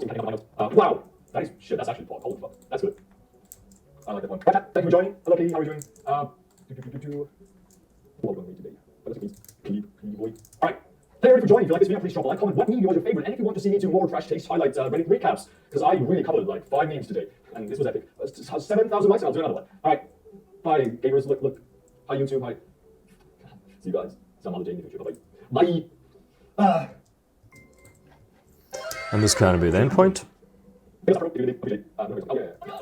Alright, that's it. Now I have also mapped a shortcut to my keyboard, which closes all the caps. For me, it's Alt-A. That is not that is a custom shortcut. It doesn't exist. So from 30 minutes, we went to 10 minutes. As we can see, these clips are quite back-to-back. So now we have done the main cuts. We're going to do a more in-depth cuts. So now we're going to actually remove some sections. For me, in terms of making a video good, isn't about hitting a specific length, like you need to hit 8 minutes to get advertisers, or you need to hit 10 minutes or 20 minutes. For me, pacing is king. Pacing counts. You need to tell a good story. It doesn't matter if a video is 20 minutes, but because if it is slow, if it is bad to follow, people aren't going to watch it. So do you want people to watch your videos or make more money? The answer is watch your videos, because if they don't watch your videos, you're not going to make any money at all. So now, look, second go through. This can stay. Right, look. I ain't streaming. You get your daily dose of Yuan as well. So today's plan is I won't watch that. You get your daily dose of Yuan as well. I think the first joke was kind of... There's 2 jokes before the intro. I think that's too many. So we're going to go with a funnier one, which is Yuan, or like cuter one. So today's plan is I want to watch the trash taste summary of it. I don't know how to present it properly. I haven't done a YouTube video in such a long while. What do you think of the 12 months? What's up, YouTube? It's your boy Mudan. My newest video where I was at the trash taste studio. That one was it 2 Yeah, these are 2 back-to-back. Saying those 2 sentences took me around 4. And I actually start the intro here. What's up, YouTube? It's your boy Mudan. Today we're back at it. Today we're back at it looking at trash taste memes, because apparently not only trash taste has trash taste, they also have a trash subreddit. Thankfully, they did release a new special yesterday, the main special. So hopefully we'll see what new bangers the subreddit has come up to. Okay, cool. Well, in terms of shit, I don't know if shit works in terms of monetization. It's difficult. Technically, you can't say help. Oh, okay. Some sort of thing. This is a boring thing. Final stream. This is why I call a secret. This is just me rambling about getting demonetized by saying shit or hell.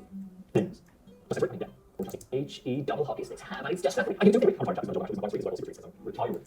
by YouTube. Crash. See what new bangers this already has come up to. Crash Taste Summary. We're gonna react, rate if the memes are good or not. Yesterday, the main special. So hopefully we'll see what new bangers the already has come up to. Crash Taste Summary. We're gonna react, rate if the memes are good or not. Let me zoom in a bit. This is for YouTube. You gotta should we go by top or new? I feel like we'll go top. I'm gonna give 5 minutes for top, 5 minutes for new. That should work. Right, top of today. Well, let's do week. Let's see.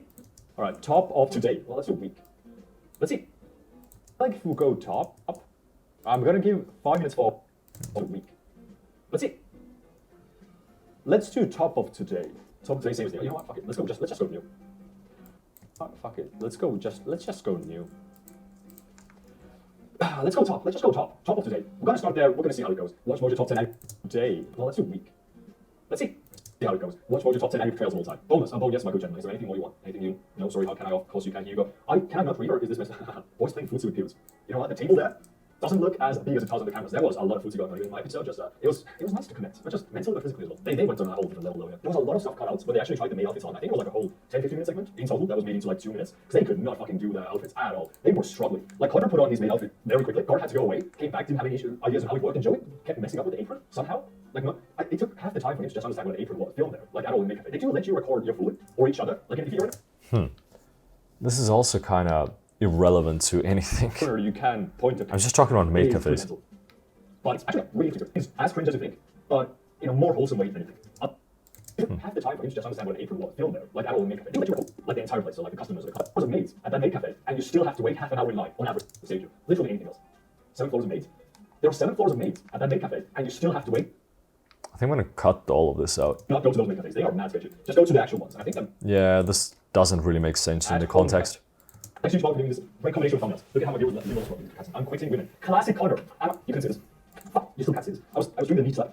Classic Connor. Am I right? Women. Just watch the zombie portion of feelings. What do you think of this? Zombie portion? Once a video is edited, it ceases to exist from my memory. I have much hard time bringing up any ideas of what happened in the podcast. Like at all. I cannot pinpoint anything. What's it? In this case, I don't know if you picked this up, but sometimes I cut stuff afterwards. Like I cut this section because I know that this is a repeat section. So I keep in mind where the cut starts, and I know kind of from the waveforms what I'm saying, what words I'm saying. So I know that there are 2 words here. I have much hard times bringing up any ideas of what happened in the actually messed up the cut here. Just from my memories. I should have cut this part. So when I was sometimes it happens. If I would have done a perfect cut and I wouldn't have noticed this, I would have just been like, what's going on, and fixed it. But in this case, sometimes I do cut while moving forward and I cut some wrong words out. You know, it happens. But usually if I know that words repeat, I just cut what I think where the word was said as the video is still playing. Most of the time it works out pretty well though. Much hard times bringing up any ideas of what happened in the podcast. Like at all, I cannot pinpoint anything. What did they talk about? Zombie apocalypse, right? Like people dying? I don't get this. SSR made cafe photos, amazing to business special. Dude. This is I. Yeah, exactly. SSR made cafe photos, amazing to business special. Dude, this was pretty epic. I don't know how much well, no, it's been announced. But yeah, Trash Taste is coming out with more specials. They have a... I'm not gonna say anymore, just in case. You can't thank Danny for these subs. Technically, the subs in the Patreon go even hard, because those were like fully made up, kinda. The issue was they needed out fast, but some parts didn't get subs until very last, like very late in the game. So Danny graciously used his Nihongo skills to flavor it up. Missing after dark stream boys. This is 3 minutes. This is epic animation. I'd love to watch it, but we don't have enough time. Then, thumbs up though. I love custom art. Yeah, new Trash Taste special. Whoa, specials. We're gonna get more of them this year. Let's go. Just show us the secret videos already. What? There's no secret videos, Jan. Stop asking. I'm gonna say this, the British already made us once. Man, Joey really went on a British tirade just to beat Connor. It kind of, top of the week. No, top of the month. Fine, let's go top of the month. Please don't make me, oh my god. The boys on Sugar Power calls us about the shoulder. The boys on Chris Broad calls us himself about the shoulder. You know what? I read this book, the entirety of this book, and I have to say it. Sadly, I liked it. I hate that I liked it. Because you think, oh, Chris Broad releases a book, it's gonna be a YouTuber book. No, fuck, it's actually a good book. It's really interesting. I especially love the sex part, like the sex scene, where Chris went into depth about the foreign exchange students and going to what is it, the Love Hotel? But I'm not going to reveal too much. Retiring as a YouTuber. This was an interesting... like, I understand clickbait. I think that the funny part was that in some YouTubers' videos where they went over the YouTubers retiring, they actually included this video as well. And that just seemed a bit awkward. But I'm glad you changed the title as well. Some things are maybe a bit too clickbait. But it's fine, We all clickbait. I bet, I did not technically go to Japan to literally beat up Joey. Some things are maybe a bit too clickbait. But it's fine, We all clickbait. I bet, I did not technically go to Japan to literally beat up Joey. Well, did I? You'll have to watch my video to see. When I was like 17 years old, like 15 or something, I downloaded Spider-Man 2. Like a film with Tobey Maguire. Legally. Yeah, let's go with that. When did Spider-Man 2 come out? 2004. Okay, never mind. I was really young. So I got the Spider-Man 2 film. It turned out to be just hardcore sex, like porn. I was like, okay, what the fuck? I wanted to watch Spider-Man. So I deleted that. And then I was like, hold on a second. And then I went back to look for a Spider-Man 2 film download that was ported. So I was like, wait, I actually kind of want to see that. I never found it though. My body's a machine that just loves anime girls. Interesting. Dude, how is streaming like half the anime girls though? The stream quality is amazing. The Connor's stream are really leveling up. A bit way too much, you know? Most of the extra Paul, I think, who's the camera operator on most of his IRL streams, and really putting in God's work, but my god, his footage is crazy. And then I get like 300 gigabytes of the raw footage in 4K, and I'm like, yeah, I love it. Thank you for giving me the raw footage. It's amazing. No, actually, this is like the fact that I have raw footage. I just hate the fact that it just takes short work. I feel like I don't want friends. I don't want to good. I like for half the people for me. Sometimes there are Oh some man. people who watch Twitch. He just looks into the camera. Oh my god, man just gives up. He's laughing and just looks into the camera. I was like, alright, I give up. I tried. You know, I was a part of the conversation. Wow. That is shit. That's actually holy fuck. That's good. Thank you everybody for joining. If you like this video, please drop a like, comment what meme was your favorite, and if you want to see me do more trash taste highlight Reddit recaps, because I really covered like 5 memes today, and this was epic. 7,000 likes, and I'll do another one. All right, bye gamers. Look. Hi YouTube. Hi. See you guys some other day in the future. Bye. All right, let's zoom out one more. So we went from 30 minutes to 10 minutes, and now we are standing at 7 minutes. I'll be done with 7 minutes. This is going to be the third pass. Now that most of the cuts are done, I know the pacing, everything's pretty much set up. I'm just going to go through it one more time and just adjust the cuts to be much smoother. I'm not going to do any major cuts unless I feel like the words are said wrong or incorrectly, or like if I made a mistake in the previous cuts. So this would mostly be just cleaning up section, and then video would be around the same length as it is right now, just a bit shorter. Get your daily dose of Yuhan as well. What's up YouTube? It's your boy Mudan. Today we're I might do some audio stuff, like Yuhan as well. What? this was a very rough cut. Yuhan as well. What's So there's like a sharp sound because the waveforms don't match up, so... Uh-oh.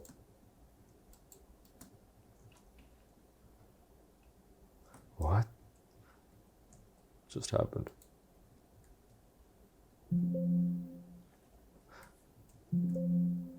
I don't know what happened.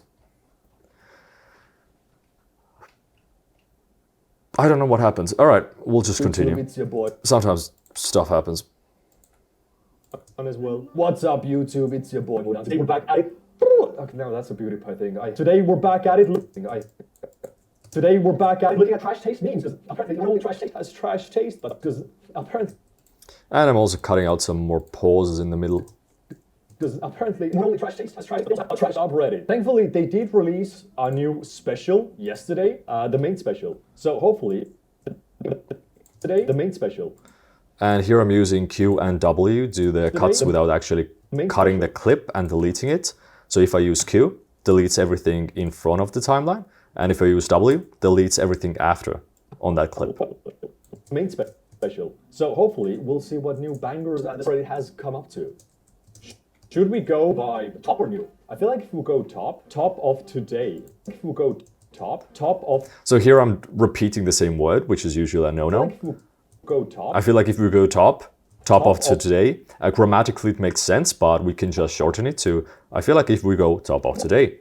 I feel like if we go top of today. Well, If you do a good cut, then it should not even be noticeable. week. Let's see. Week. Let's see. Let's do top of today. Let's just go new. Don't need this. Let's just go Duplicate information. Let's just go new. Let's just go new. Let's go top. Let's just go top. Top of today. We're gonna start there. We're gonna see how it goes. Watch Mojo top 10 anime portrayals of all time. Duplicate information. Didn't add anything funny. Can delete that. Watch Mojo top 10 anime portrayals of all time.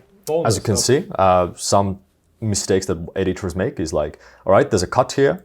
Everything works out perfectly, but there's a bit too much empty space here and too much empty space here. So delete these. So the waveforms kind of stop when the talking stops and start when the talking starts. Boneless. Also, visual effect. Here, Trails of all time. Boneless. this I would do afterwards, but I'm too lazy. So right now the left side changes to gray, and I'm not a fan of that because that adds like a flickering effect because it only lasts for 40 milliframes or milliseconds or whatever. So instead, I am cropping the left side. I freeze framed the frame. I'm cropping the left side, and now Of all time. Boneless. it keeps as it is. Though you can see the shadow forming on me, but it's not as intense on screen for the viewer. Trails of So all I did, duplicate this video, freeze frame it, so nothing's moving, and then only crop out this part. Time. Boneless. Bone, yes, Michael Jackson. Is there anything you want? Anything you know? Sorry, how can I? Of course you can. Here you go. Can I not read or is boys playing food? Boys playing food super. You know? If you press Q multiple times, it'll keep on adjusting the cut. So that's a neat way to do cuts Boys at the beginning of the clips. You know what? The table there doesn't. Again here, Doesn't look. the pauses were too big There was other food to go on. between the clips, and that is fine if you're doing the rough cuts, but now this is what the polishing cut is for. It was nice to connect. It was nice. Oh, going on even in my episode. It was nice to connect. To going on even in my episode. It was nice to connect, but just mentally, physically as well. They went. As well. They went on a whole. They went on. But physically as well. They went on a whole different low here. There was a lot of stuff cutouts when they actually tried to make out this on. I think it was a whole 10-15 minute segment in total that was made into 2 minutes. Because they could not fucking do their outfits at all. They were struggling. Like Connor put on his maid outfit very quickly. Had to go quickly. Like Connor put on his maid outfit very quickly. Guard had to go away. Came back, didn't have any issue. Ideas of how it worked, and Joey kept messing up with the apron somehow. It took half the time for him to just understand what an apron was. Messing up with the apron? It took half the time for him to just understand what an apron was. Thanks to YouTube Algo for giving me this great combination. Thanks to YouTube Algo for giving me this great combination of thumbnails. Look at how my viewers live almost broke me. This could cancel. I'm waiting women. Classic Connor. You couldn't see this. Fuck. You still can't see this. I was doing the knee slap. You couldn't see this. I was doing the knee slap. Classic Connor. Am I right? Women. Just watch this. Women. Just watch the zombie portion. What did I think of this? Zombie portion? Once a video is edited.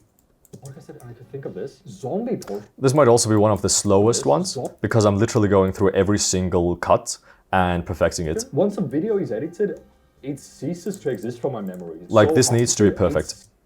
It ceases to exist from my memory. I have so hard what happened in the podcast. Like at all. Like at all. I can pinpoint anything. What? Much hard times bring up ideas of what happened in the podcast. What did they talk about? Zombie apocalypse, right? Like people dying? I don't get this. SSR made about zombie apocalypse, right? People dying? Apocalypse. Now you might be thinking that you want to cut out all the awful stuff, like here I'm stuttering, but if you do cut it out and there are too many cuts back to back, then it might also look awkward. So sometimes you want to keep stuttering in just so it would look more natural or sound more natural. In the podcast. But let's see if I cut it out, does it still feel okay? They talk about zombie apocalypse, right? Like the apocalypse, right? Like the apocalypse, right? Zombie apocalypse, right? Zombie apocalypse, right? Like about zombie apocalypse, right? Like this.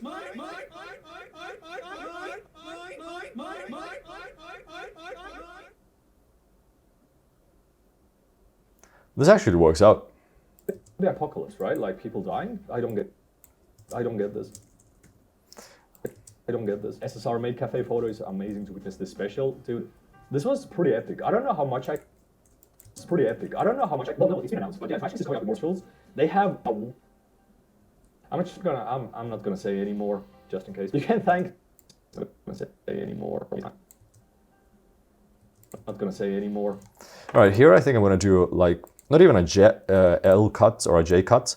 I'm just gonna put this under here and make it seem like this is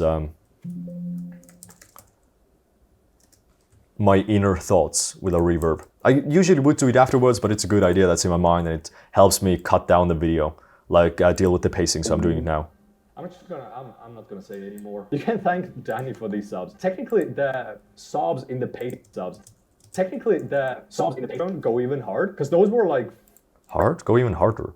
Even hard? Because those like fully made up, kinda. The issue was they needed it out fast, but some parts didn't get subs until very last part. Parts didn't get subs until very last part. Like very late in the game. So until very last. Like up until very late in the game. until very late in the game. So Danny graciously used his skills to flavor it up a bit. Missing after dark stream, boys. This is 3 minutes. This is epic animation. I'd love to watch it, but we don't have enough time. Damn it. Thumbs up though. I love custom. Yeah, I'm deleting this because I didn't add any actual commentary. Yeah, new Trash Day special. Ooh, specials. We're gonna get more of them this year. Let's go. And sometimes I just do perfect cuts like this as well, just through waveform. We're gonna get more of them this year. Let's go. Just show us the like I can see what to cut away already. There's no secret videos, chat. Stop asking. Skipping that. Going. So stuff like this works. There's no secret videos, chat. Stop asking. Skipping that. I'm going to say this is, that British already made us once. Man, Joe, you really went on a British tirade just to beat Connor. Right, top of the week. No, top of the month. Fine, let's go top of the month. Please don't be a Hitler meme. Oh, thank God. The boys when Shibur calls herself a published author. The boys when Chris Broad calls himself a published author. You know what? I read this book. Here I'm thinking of a meme. I'm gonna add the sounds like that. I don't know, walking sound effects meme. But I'm dealing with it now. You know what? I read this book. Gonna deal with it afterwards. The entirety of this book, and I have to say, sadly, I liked it. I hate that I sadly, I liked it. I hate that I liked it. Because you think, oh, Chris Broad releases a book, it's going to be a YouTuber book. You think, oh, Chris Broad releases a book, it's going to be a YouTuber book. No, it's actually a good book. I especially love the sex part, like sex scene, where Chris went in depth about the foreign exchange students and going to, the Love Hotel? But I'm not going to reveal too much. Retiring as a YouTuber. Hotel? But I'm not going to reveal too much. Retiring as a YouTuber. This was an... Also, if I need to bring something back, there are two methods. One of them is the B tool. I don't know what the tool name is, but you can drag. So it will drag the clip out or drag from the beginning to add the stuff from the beginning of the clip.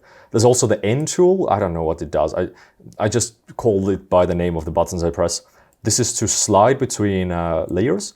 So let's say this word ends too late. This starts too early or something. I can just slide it away, like you can see right now.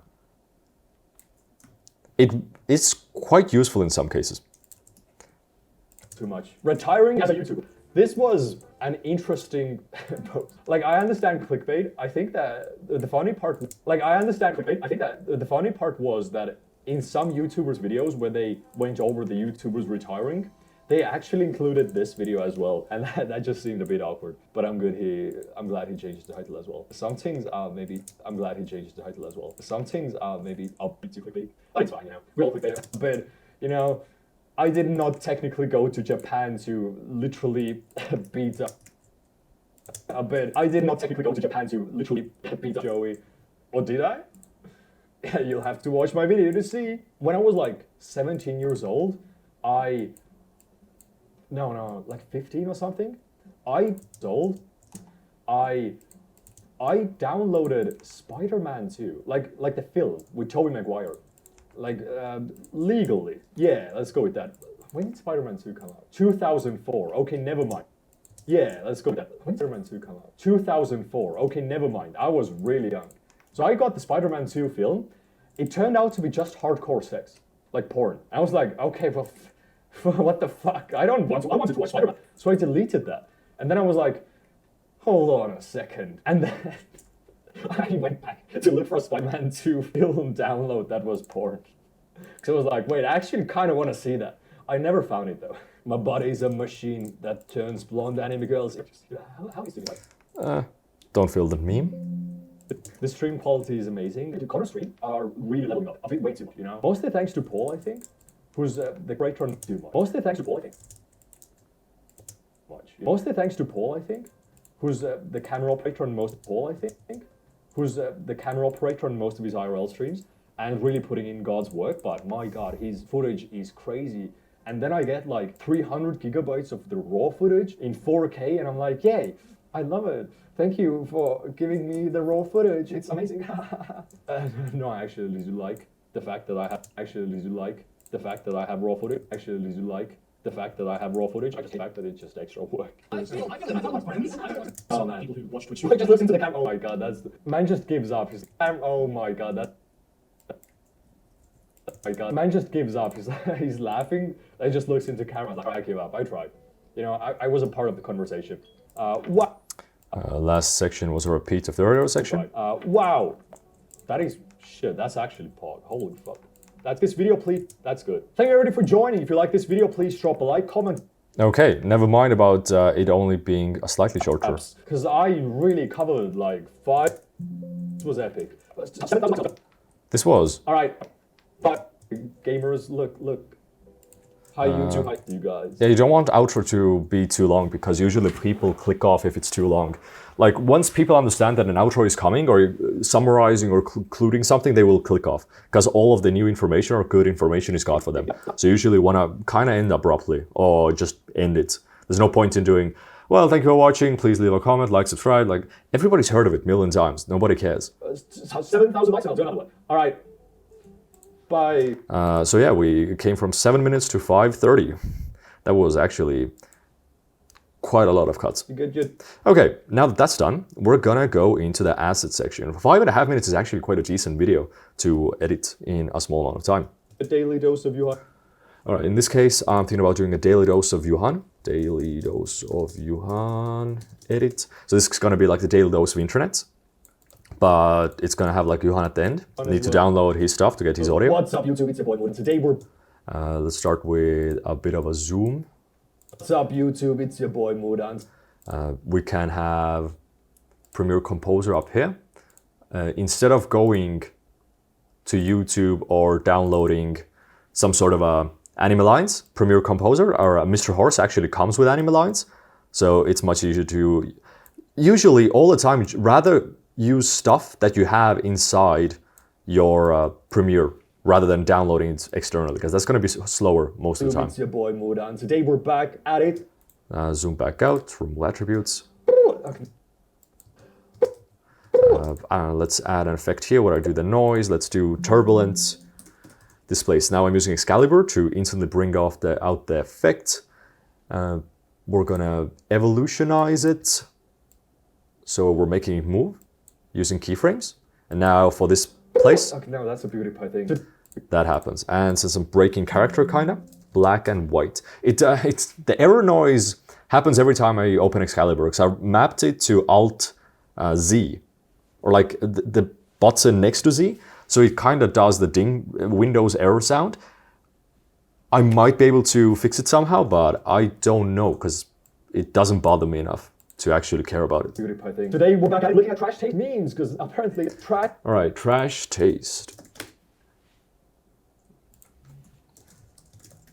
So now I want a picture of trash taste. That's something to have up. Also, you're not going to be able to see this, but I'm downloading stuff from the other monitors.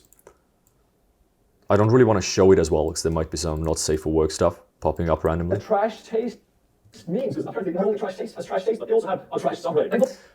All right. In this case, I'm going to take a whole picture of the trash taste subreddit. I have a Chrome extension called Go Full Page. The point of that is to download the full page that is open at the moment. Then I can drag and drop it into a folder and drag and drop it here. And now I have the full thing here. I'm going to animate it and make it look better. Right now I'm just positioning it on the timeline to see how long this sort of a thing would take. Thankfully, they did release a new special yesterday, the new special. So hopefully we'll see. All right, trash taste. Trash. Okay, now I want to go to YouTube. Usually if I'm mentioning YouTube videos, then I want pictures. Fuck, okay, I selected incorrectly. I want pictures, oh my God, what is happening? I want pictures of the thumbnail together with the title, because I think that looks nicer.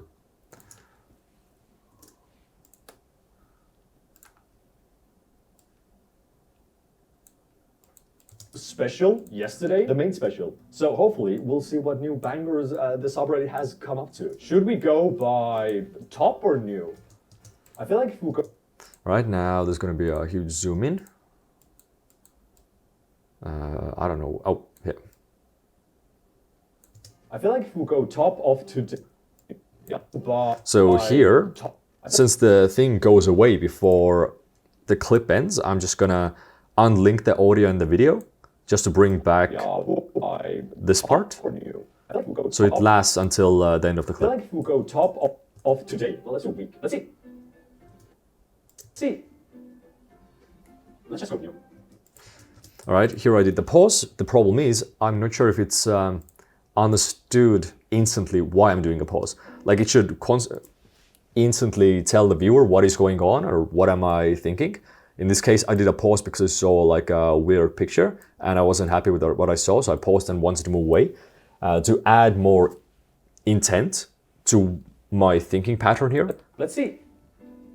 I added a zoom in. Let's go new. And now, here, let's add a zoom in as well. To just demonstrate that the same thing happened twice. Let's go top. Let's just go top. Top of today. Let's go to top 10 anime trails all time. Boneless. Bone, yes, Michael Is there anything more? All time. Boneless. All right. Now, since I'm doing specific memes, we can zoom in. Oh, yes, my good gentleman. Is there anything more you want? Position. Go down. Anything you know? Sorry, how can I? Of course you can. Here you go. I unlinked these again because I'm going to use the N tool to drag this video here, so I don't need to add the same keyframes of the positioning to the previous clip. Anything you know? Sorry, how can I? Of course you can. Here you go. I cannot read her. Is this what's playing footsie dudes? You know what? The table there doesn't look. Table there. Let's zoom into the picture a bit more. Table there doesn't look as big as it does on the cameras. There was a lot of footsie going on in my episode. It was nice to connect, but just mentally, physically as well. Now, technically, I should be using more adjustment layers. I thought since this was such a small video, I don't really care for it, but there are a lot of places where I feel like I keep using the same sort of zoom or want to use the same sort of zoom. So I'm going to use yellow to highlight my face, like anytime I want to zoom into my face. In my episode, it was nice to connect, but just mentally, but physically as well. They went on a whole different level though. There was a lot of stuff cut out. And here, I want a sound effect of ragdoll sound effect. Ragdoll sound effect, and I'm gonna add blur shake. Blur shake. This, do I have it? Yeah, this is a preset that I have. It's gonna add the sapphire shake together with the blur already happening on it.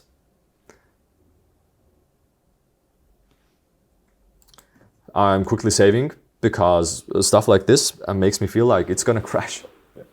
Oh, I had the blur shake to the wrong thing. I was pretty sure it was gonna just crash. This was scary.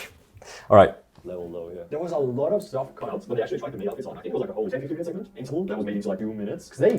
All right, now in this case, I am describing a video that they're going through. So I use Stream Deck to open up their folder, and I'm gonna copy over their Australia special. Usually I would download the video from YouTube, but in this case I already have it, so I don't need to. This is just a good place for B-roll, because I'm talking about the made special and a specific place from it. Segment in total that was made into like 2 minutes. They could not fucking do that at all. It was what Connor put on his made outfit. It took half the time for him to just understand what an apron was. That's usually why we're doing this combination of them. Look at how my viewers live almost broken. This could cancel it. All right, zooming in. Oh, Hanks. Yeah, my crop during the stream was not the best. For doing this great combination of thumbnails. Look how my again, since the cut ends too soon, switching it to be here. Look at how my viewers live almost broken. I'm quitting women. Class. All right, I'm quitting women. So this is gonna zoom in, and this is gonna be a panning one as I'm reading along. Quitting women. Classic color. You can see this. I was doing the knee slap. Classic color. Am I right? Women, just watch this only portion. All right. Wait. Women. Zoom in. Black and white. That's a default to go to, I guess. Just watch the zombie portion. Zombie portion? Once a video is edited? Zombie portion. All right, here I want to use the same zoom as before. So Alt drag, so it exists in both places. And question marks.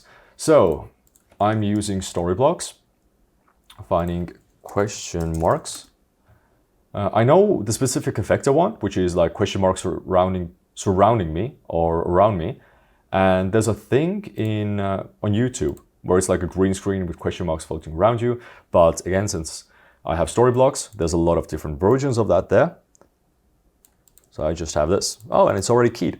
Once a video is edited, it ceases to exist from... Oh, let's add Vsauce music. Zombie portion? Once a video is edited, it ceases to exist from my memory. I have much hard time bringing up any... And let's do a zoom. What happened in the... You don't want to keep the same thing like static all the time. You should be cutting away every now and then or like zooming in or something, because that just adds some extra motion. But you don't want to do like insane cut-ins or zooms every single, you know, cut. What did they talk or about? clip. Zombie apocalypse, right? Like people dying. Sorry, Cafe Photos amazing. Special, dude. This was... I don't know how much... Well, no, it's been announced, but yeah, Fashion is coming out with more specials. Yeah. All right, here I'm zooming in. Nope. Because I'm talking and then I stop myself. And it's not relevant to the picture. Well, no, it's been announced. Yeah. And here I stop. I'm not gonna say anymore. Yeah, thank Johnny for these subs. Technically, the subs. All right, talking about the subs. Let's zoom into the subs. Danny for these subs. Technically, the subs in the Patreon go even harder because those were like fully made up. The issue was and now we can kind of slow down with the effects, because the very important part is the very beginning of the video where you want to capture the audience's attention. The first 10 seconds is the most important because that's what you see on the YouTube thumbnail. If you like hover your mouse over the thumbnail, you can, or I think there's like automatic playback on the phone. So the first 10 seconds has to be very intense. Then the first minute has to like capture the audience really well, or like have to be interesting. And if they're already sitting down for like 1 minute watching a video, they're most likely not to click off afterwards. So you can kind of tone down on the effects of the zooms or the stuff happening. Out fast, but some parts didn't get solved until they related to the game. So Danny graciously used his Nintendo skills to flavor it up. Missing after dark stream. Yeah, you try that. All right. Don't want to keep the same cut a bit too much. I'm just going to zoom into the brush up the cap to the X, and then I'm going to use, let's say, Wonder XD, and just drop that here. Hey, I'm using every plugin that I have. Who could have guessed? Flavor it up a bit. Missing after dark stream, boys. Yeah, new Trash Day special. Ooh, more of them this year. Ooh, specials. We're gonna get more of them this year. Let's go. Just show us this. In this case, it would have been good to show Twitch chat on screen, but I wasn't recording it. Let's go. Just show us the secret videos already. What? There's no secret videos, chat. Stop. Let's do this and add black and white. Breaking character, I guess, kind of. Yeah, I'm gonna say this, you know, that Rich already made us once. Man, Joey really went on that Richie chat just to beat Connor, right? Top of the week. No, top of the month. Please don't get the ring. Oh my god. The voice when she calls herself a the voice when Chris Boy calls himself a shoulder. You know what? I read this book, and I have to say, sadly, I liked it. I hate that I liked it. All right, here, let's use a zoom in. So, let's do this blue, because it's gonna always zoom into the same place. Add the transform effect. It has to have a huge shutter angle. We're gonna adjust scale and position. Let's do 200. And it's only gonna last like 4 frames. So it's gonna be like this. I liked it. I hate that. I liked it. I hate that. So there's some sort of a motion blur happening as well. I liked it. You think, oh, Chris Broad releases a book. It's gonna be a YouTuber book. No, fuck. Chris Broad. Is there any PNGs of Christopher Broad? Because there is. It doesn't look good. All right, for the meme, let's just add this here. It's Chris Broad. It's actually a good book. I especially love the sex part, like sexy, where Chris went in depth about the foreign exchange students and going to what is it, the Love Hotel? But all right, this is one of the, I guess, in the anime realm we would call Sakuga parts. Sexy. It's good to have like 1 or 2 in a video just to show off your skill. So this is a bit more intense at it. I don't really. I mean, yeah, let's go ahead. So I want to like animate this section because I'm really going into the storyline of Chris going to Love Hotel. So we're going to use this. Chris went in depth about the foreign exchange. There's a foreign exchange student.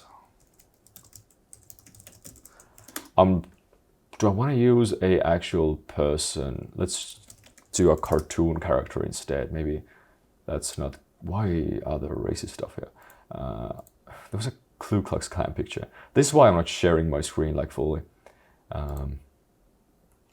Wait. Oh wait, I have a good idea. So this is where your memes and your comedic talent can shine. In this case, for a foreign exchange student, instead of having like what you might think an actual foreign exchange student is, I'm putting in this person who kind of maybe looks like Connor. Thus, forwarding the thought that Connor and Chris are together. Students and going to, what is it, the Love Hotel. Ooh. Googling that is definitely not going to be good. Love Hotel building.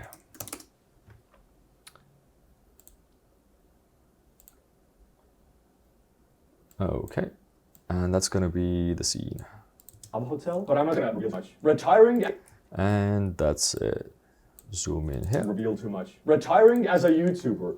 This was an interesting post. Like, I understand clickbait. I think that... Now, I'm just gonna zoom into retiring as a YouTuber. The thing with meme reviews or reaction videos or just something where it's reacting rather than creating is the fact that most of the good stuff is on screen already. You don't need to add much because everything on screen is constantly changing. You don't need to add stuff that's constantly changing. In terms of just vlogs or whatever, if there's like a static screen where nothing's happening, I understand adding memes or like zooms and stuff. But in this case, since the screen is just keeps on updating, it doesn't have to be that important. The funny part was that in some YouTubers' videos, when they went over the YouTubers retiring, they actually included this video as well. And that just seemed a bit awkward. I'm glad you changed the title. Okay, let's see. YouTubers retiring. Can I find somebody quickly? I'm just grabbing a picture. I don't know if this is even correct. Sometimes you just do it because you don't have much time. I feel like I need to get through this edit faster because it's not really that important. So I'm just doing random stuff. And that just seemed a bit awkward. I'm glad he changed that level. Some things are maybe up. All right, now zoom in here. Look how easy it is to zoom in without adjustment layers. Some things are maybe up too quickly. That's fine, yeah. We all clickbait. I did not technically go to Japan to literally beat up Joey. But did I? To watch my video to see. When I was like, did I? All right. Expanding this one because I want this thumbnail to be a bit more like so. Did I? You have to watch my video to see. When I was like 17 years old, I downloaded Spider-Man. What is the point of that? What? For like almost a minute, like half a minute, I'm just starting to talk about random shit that doesn't matter. So let's make this VHS.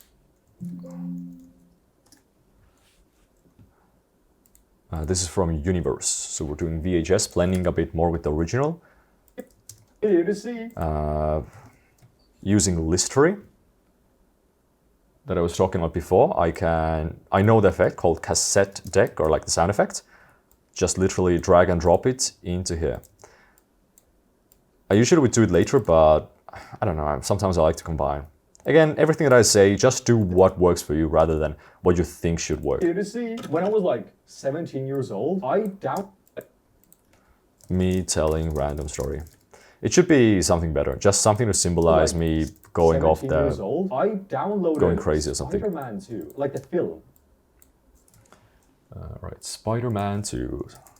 If you're struggling with having memes or stuff on screen, the easiest way to get into it is just to put pictures on screen of what people are describing of. Like if I'm describing Spider-Man 2, add Spider-Man 2 on screen. You don't need to do much. With Tobey Maguire, legally. Yeah, let's go with that. Legally. And to like play it up. Because I am all not...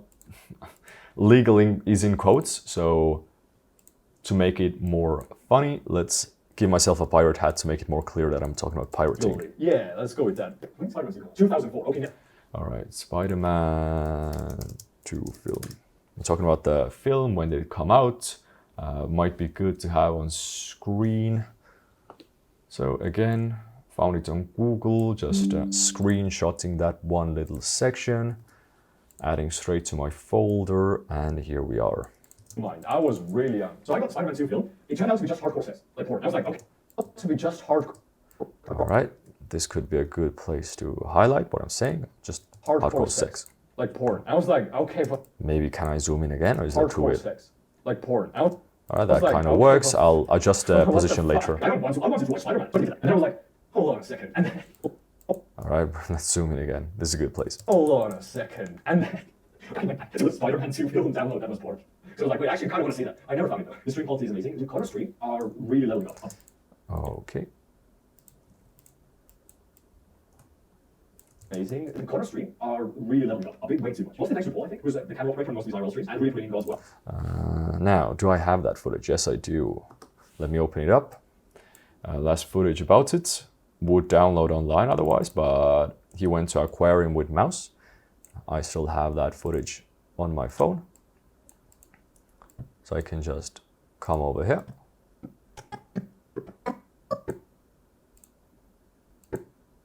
Do this. If you click this, it'll only drag the video of that clip that you selected. If you grab this, it'll only select the audio of that clip. This is a good way to not select, like just have to delete the audio afterwards, because I'm not going to use it. But my god, his footage is crazy. And then I get like 300 gigabytes of the raw footage in 4K, and I'm like, yeah, give me the raw footage, it's amazing. Actually, this is like the fact that I have raw footage, I just hate the fact that it's just extra work. I feel like I found my friends. That's good. I like for half the people for me. Just looks into the camera, oh man. There are Oh some man. people who watch Twitch Right.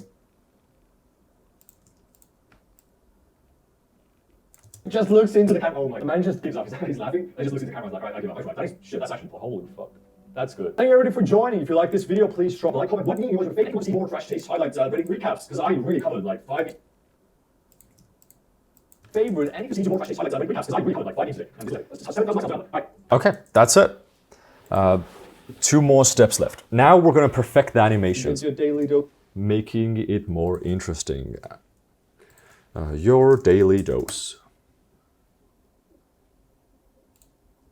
Hello everyone, this is your daily dose. Downloading the newest video. Let's go Snatch. Does Snatch work? That is the question. Sometimes it has issues. Not sure why. Hope it works. Download. And bam. I think at this point I've used every single plugin that I advertised. All right. If you hold down Control and drag the clip down, it'll just push everything further. I think this is just the easiest way, because I need only the first part. Hello everyone, this is your daily daily dose of internet. I'm going to use this. Hello everyone, this is your daily dose of it. Going to cut this part down. This is going to be Johan. Hello everyone, this is your daily dose of Johan. If I planned on doing an actually good edit, I would find out what font he's using, but I don't care right now. So I'm just using my own font, which is called the bold font. Yeah. Our daily dose of. You get your daily dose of Johan. So this is Johan. It should start at this part. I'm gonna put this here. Dose of Johan as well. I'm gonna link these. Put this here. This is your daily dose of. Johan as well. What's up? Everyone, this is your daily dose of. Johan as well. What's up, you? Your daily dose of. Johan as well. What's up, All right, cool. YouTube? It's your boy Mudan. Today Done. we're back at Done. Today we're back at it looking at Crash. All right. Now this is what I was talking about. Trash taste memes. So under my effects, I have these. Just drag this on, and you're done. This is the universe slide. Got it looking at Trash Taste Me. Looks really nice. And I also have something called M image, which is just something I made. This combines both shake and shadow. So here, this thing slightly waves around a bit. Memes, because apparently.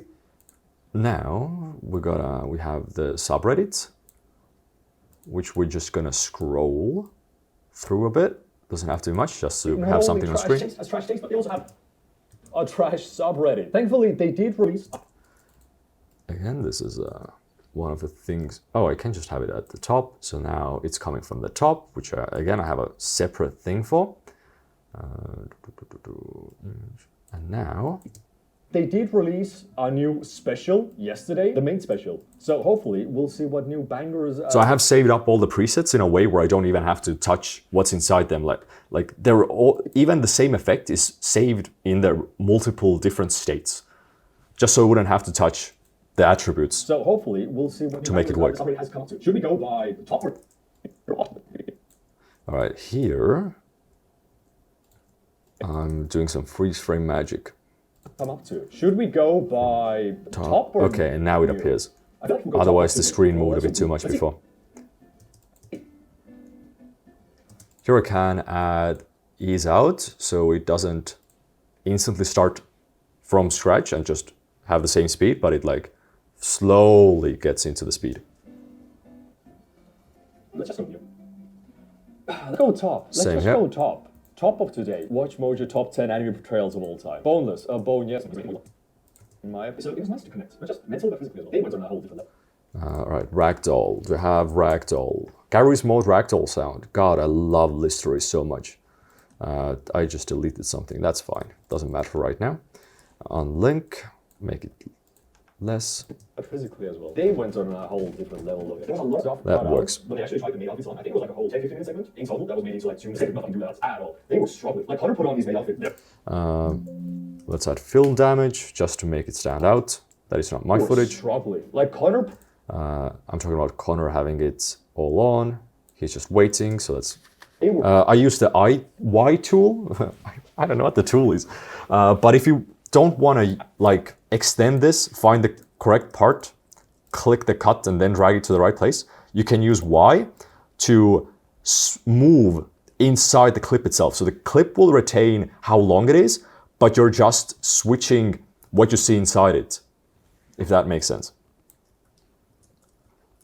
Like right now, Joey's putting his sock in here, but I'm using the tool and putting it here. So now so Joey's putting the sock on here. This allows me to like reposition the video but keep the clip's length. struggling. Like guess. Connor put on his main outfit very quickly. Connor had to go away. Came back to. Let's zoom in into Connor because he's already have it. Let's highlight him. Very quickly. Connor had to go away. Came back, didn't have any ideas of how it worked, and Joey kept messing up with the apron. It took half the time for him to just understand what an apron was. Next week's about doing this great combination of thumbnails. Look at how my viewers almost broke me. This could cancel it. I'm quitting women. Classic Connor. What is it? I think of this. To have Vsauce music. Vsauce. Vsauce. It just says Vsauce. Is that the correct music? Who knows? It absolutely is. God, I love this tree. Once a video is edited, it ceases to exist from my memory. I have so much hard time bringing it. All right. I don't need to go through this I'm just gonna. entire thing because I already know where effects are and I'm only dealing with those. In this case, I'm slowly turning into black and white. I'm not gonna say anymore. You can thank Johnny for these up. Flavor it. All right. This can be a shit post. Doesn't need to be anything specific. It up a bit. Yeah, you guys special. Woo. All right. What's happening here? What? What is this? Sound effects meme. I can't read this. Walking. Oh, cartoon walking. I don't know what the name of that is. Cartoon walking? Nope. Walking. Squidward walking. That works. Put it in here. Speed it up. I read this book, and I have to say, sadly, I liked it. I hate that I liked it. You think, oh, Chris. Let's make him bigger. Add the shadow with the shake on him. Broad releases a book. It's gonna be a YouTuber. No, it's actually a good book. I especially love the sex part, like sex scene where Chris. Okay, this can zoom in. Depending on how well you want this to look like, you can either go to After I Effects especially love the sex part, like sex scene where. or you can do it in Premiere if you're lazy or need to do it really fast. The one thing I don't like about Premiere is how shit the masking tool is, while in After Effects it's actually really good. But if you are not being paid that well or you are out of time and you think it works, you can still do it. Like, if the joke is good, it's worth it. And I feel like this is already too much effort that I'm putting into this. Let's make this big. Scene where Chris went to. Images.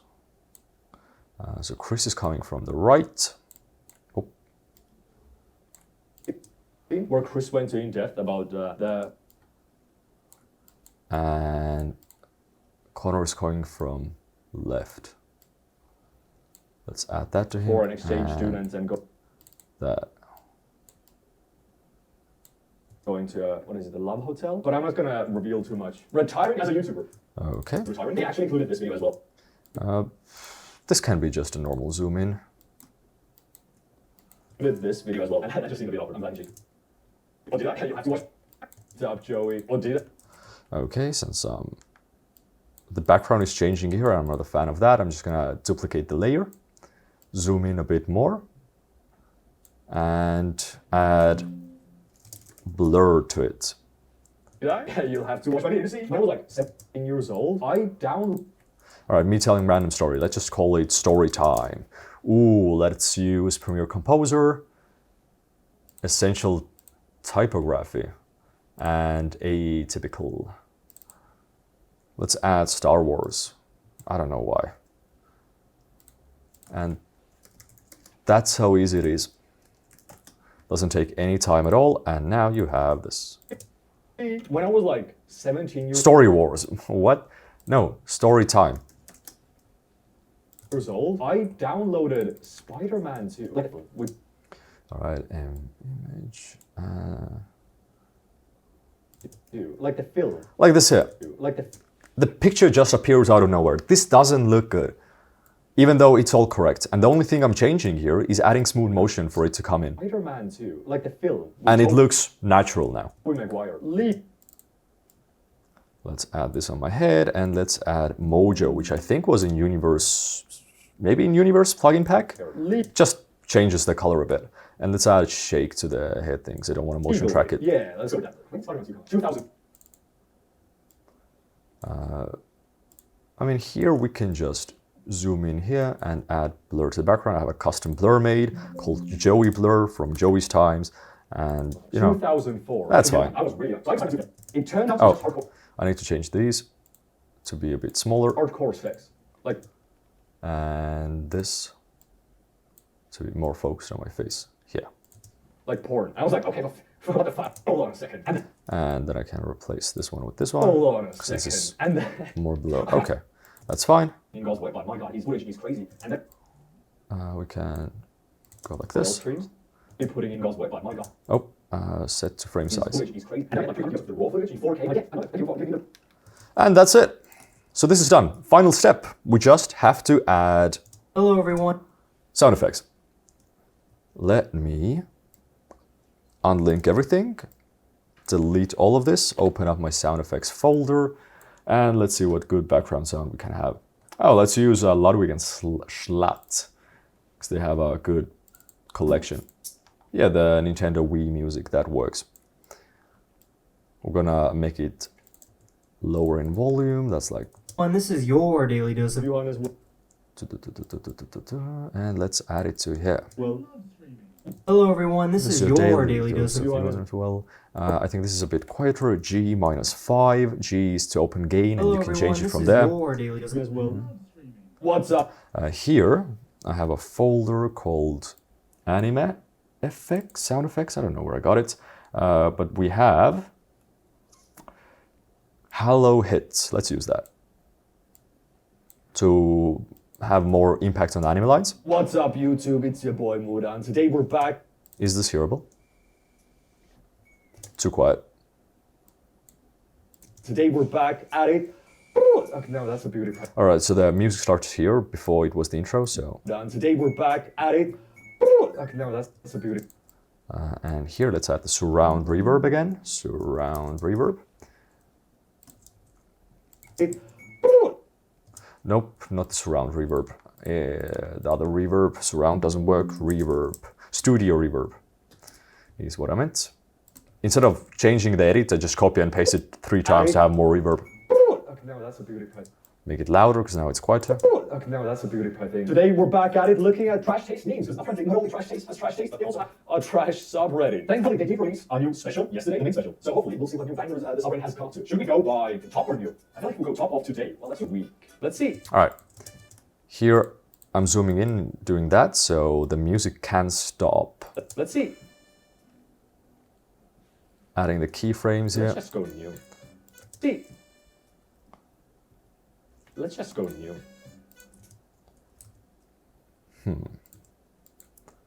And tipping the music for a dramatic effect. Let's go top. Let's just go top. Top of today. I'm not gonna add any Hitler sound effects, that's just weird. Yes, my question. Sorry, how can I of course you? I cannot hear this. Voice thing foods with pills. You know what? And I of course you can hear you go. I cannot. Whenever you want to add more impact to the scene, just cut out the background music, it kind of helps. And you don't have to be wary about like using too much of it. It's most of the time it's good. You go. I cannot read is messed. Voice playing foods with pills. You know what? The table doesn't look as big as it does on the cameras. Whenever there's a sound effect or special effect, to cut the audio already because it's going to be a special moment, so the audio doesn't have to be there. A lot of foods going on in my episode. It was nice to connect. But just mental, they went on a whole level though. Yeah. There was a lot of stuff. I think it was like a whole 10-15 segment in total. That would be like 2 minutes. Nothing do that. I would also usually censor any fucks or shits, but it doesn't really matter because it's my own video and I don't care about moderation or demonetization. Classic Connor, am I right? Where women just watch zombie portion. Podcast and I can think of this zombie portion. Once a video is edited, it's so here the audio starts too late for the sound effects, so I'm just gonna use the Y tool. Think of this zombie portion. Once a video now it starts earlier. Here I'm saying something, so adding a fade to it. Something happens here. I think the zoom. Yeah, that works. Here it's a black and white zoom, so it doesn't need audio.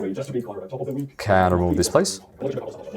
Squidward sounds were a bit weird because I made the track faster, so I also need to maintain audio pitch to make the sounds of his feet sound proper. I read this book. Yeah, that works now. This was an intense zoom in.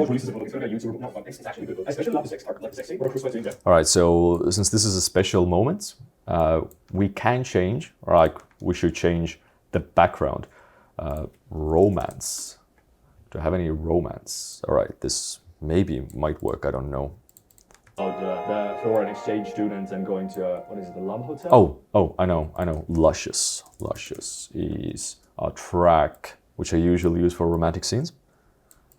Because it has a better feel. The sex scene, where Chris went in depth about the foreign exchange students and going to, is it Love Hotel? Hiring as a... No, that's not the right place. Oh, I think the music starts here. Like the actual part. The sex scene, where Chris went in depth about the foreign exchange students and going to, what is it, okay, so this is where we start. Like the sex scene, where Chris went in depth about the foreign exchange students and going to, what is it, the Love Hotel? But I'm not gonna do too much. I don't want to use, I don't know, classic love music because that's going to get copyrighted. They actually included this video as well. I just see the video. I'm glad you If you can see it, there's an adjustment layer and you're doing a zoom, you can already cut that section. Beat up Joey. Oh, did I? You'll have to watch my video to see. I was like 17 years old. I downloaded it. What the hell happened to my cassette deck sound effect? I think I replaced it with the audio layer instead. Let's add this here. You see, when I was like 17 years old, I downloaded it. Oh, since this is a story time, we can also add a different music track for this part. Let's add another one. From Ludwig and Sklat. You can also change the color of this. So if a normal music track is like, let's say green, I like to add like special cases blue, so I can instantly see if I've added a new music track somewhere, or if I'm supposed to emulate a different situation. See, when I was like 17 years old, I downloaded Spider-Man 2, like the film, Tobey Maguire, legally. Yeah, let's go with that.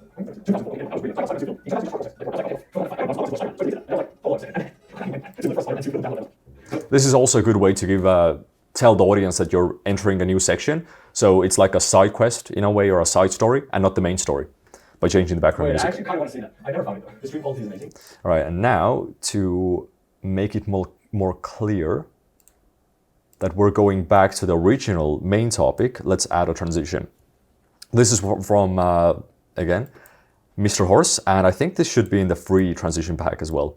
So you can have that nice I never found it though. The stream quality. smooth transition. The corner stream are really good. I really put in God's word, but my God, his footage is crazy. Zoom And I in. get, like 300 gigabytes of the. It's just extra wood. Ah, right. Here I should not have deleted the bottom track. All right, we're gonna use the original audio. You can bring back original audio, which I didn't know for a while, by clicking on the clip, pressing F, it appears here, and then you drag the audio. So now I have the original mixed audio. I feel like friends. I think friends are good. I think like for half the people. I feel like friends. I think In this case, it's shit because my mic is picking up audio from the screen recording. So my original recording is shit. Oh man. Mike just looks into the camera. Oh my God, Mike just gives up. He's laughing. I just looks into the camera. Like, alright, I give up. I give up. So if you enjoyed this video, please drop a like, comment, what meme was your favorite, and if you want to see me do more trash taste, I like big recaps because I recorded like 5 years ago. And just 7,000 likes. Alright. And that's it. That was the video. That was everything I do for editing. Since my audio is already positioned pretty well, I didn't need to do any audio stuff, but just to show you an example, if I add a multiband compressor with the broadcast effect that I do for most videos, now all of this is louder. You know, the British already made us once. Actually, this is good because now it's not hitting the ceiling. Joey really went on that. So it's just increasing the low places. And let's quickly go over the lumetri colors as well, or like how to use the master track. So let's say I wanted everything, for some god-awful reason, wanted to look insanely pink. Instead of taking lumetri color, selecting everything, and then doing pink, and like let's say your employer comes back an hour later, is like, yeah, I actually wanted green. So now you'd have to go through all of it, delete it, or like change it, and it's a pain in the ass. Instead, go to Source Video Manager and add it here up top. So now everything that's included in this original clip, every cut, is this color. And if you go into the master and yeah, oh, you want green? You know what? Sure thing, boss. Just change it in one place, everything changes. It's amazing. I think this has covered pretty much everything. This is my workspace. I have Premiere Composer here with other plugins that I usually use, like Snatch, Storyblocks. I don't really use it. It's a good idea because this is the Storyblocks plugin. It has its own plugin, so it technically is supposed to replace the web browser, but it always wants me to log in. It is a really annoying thing, and it doesn't show as much as my separate screen, so there's no point in this.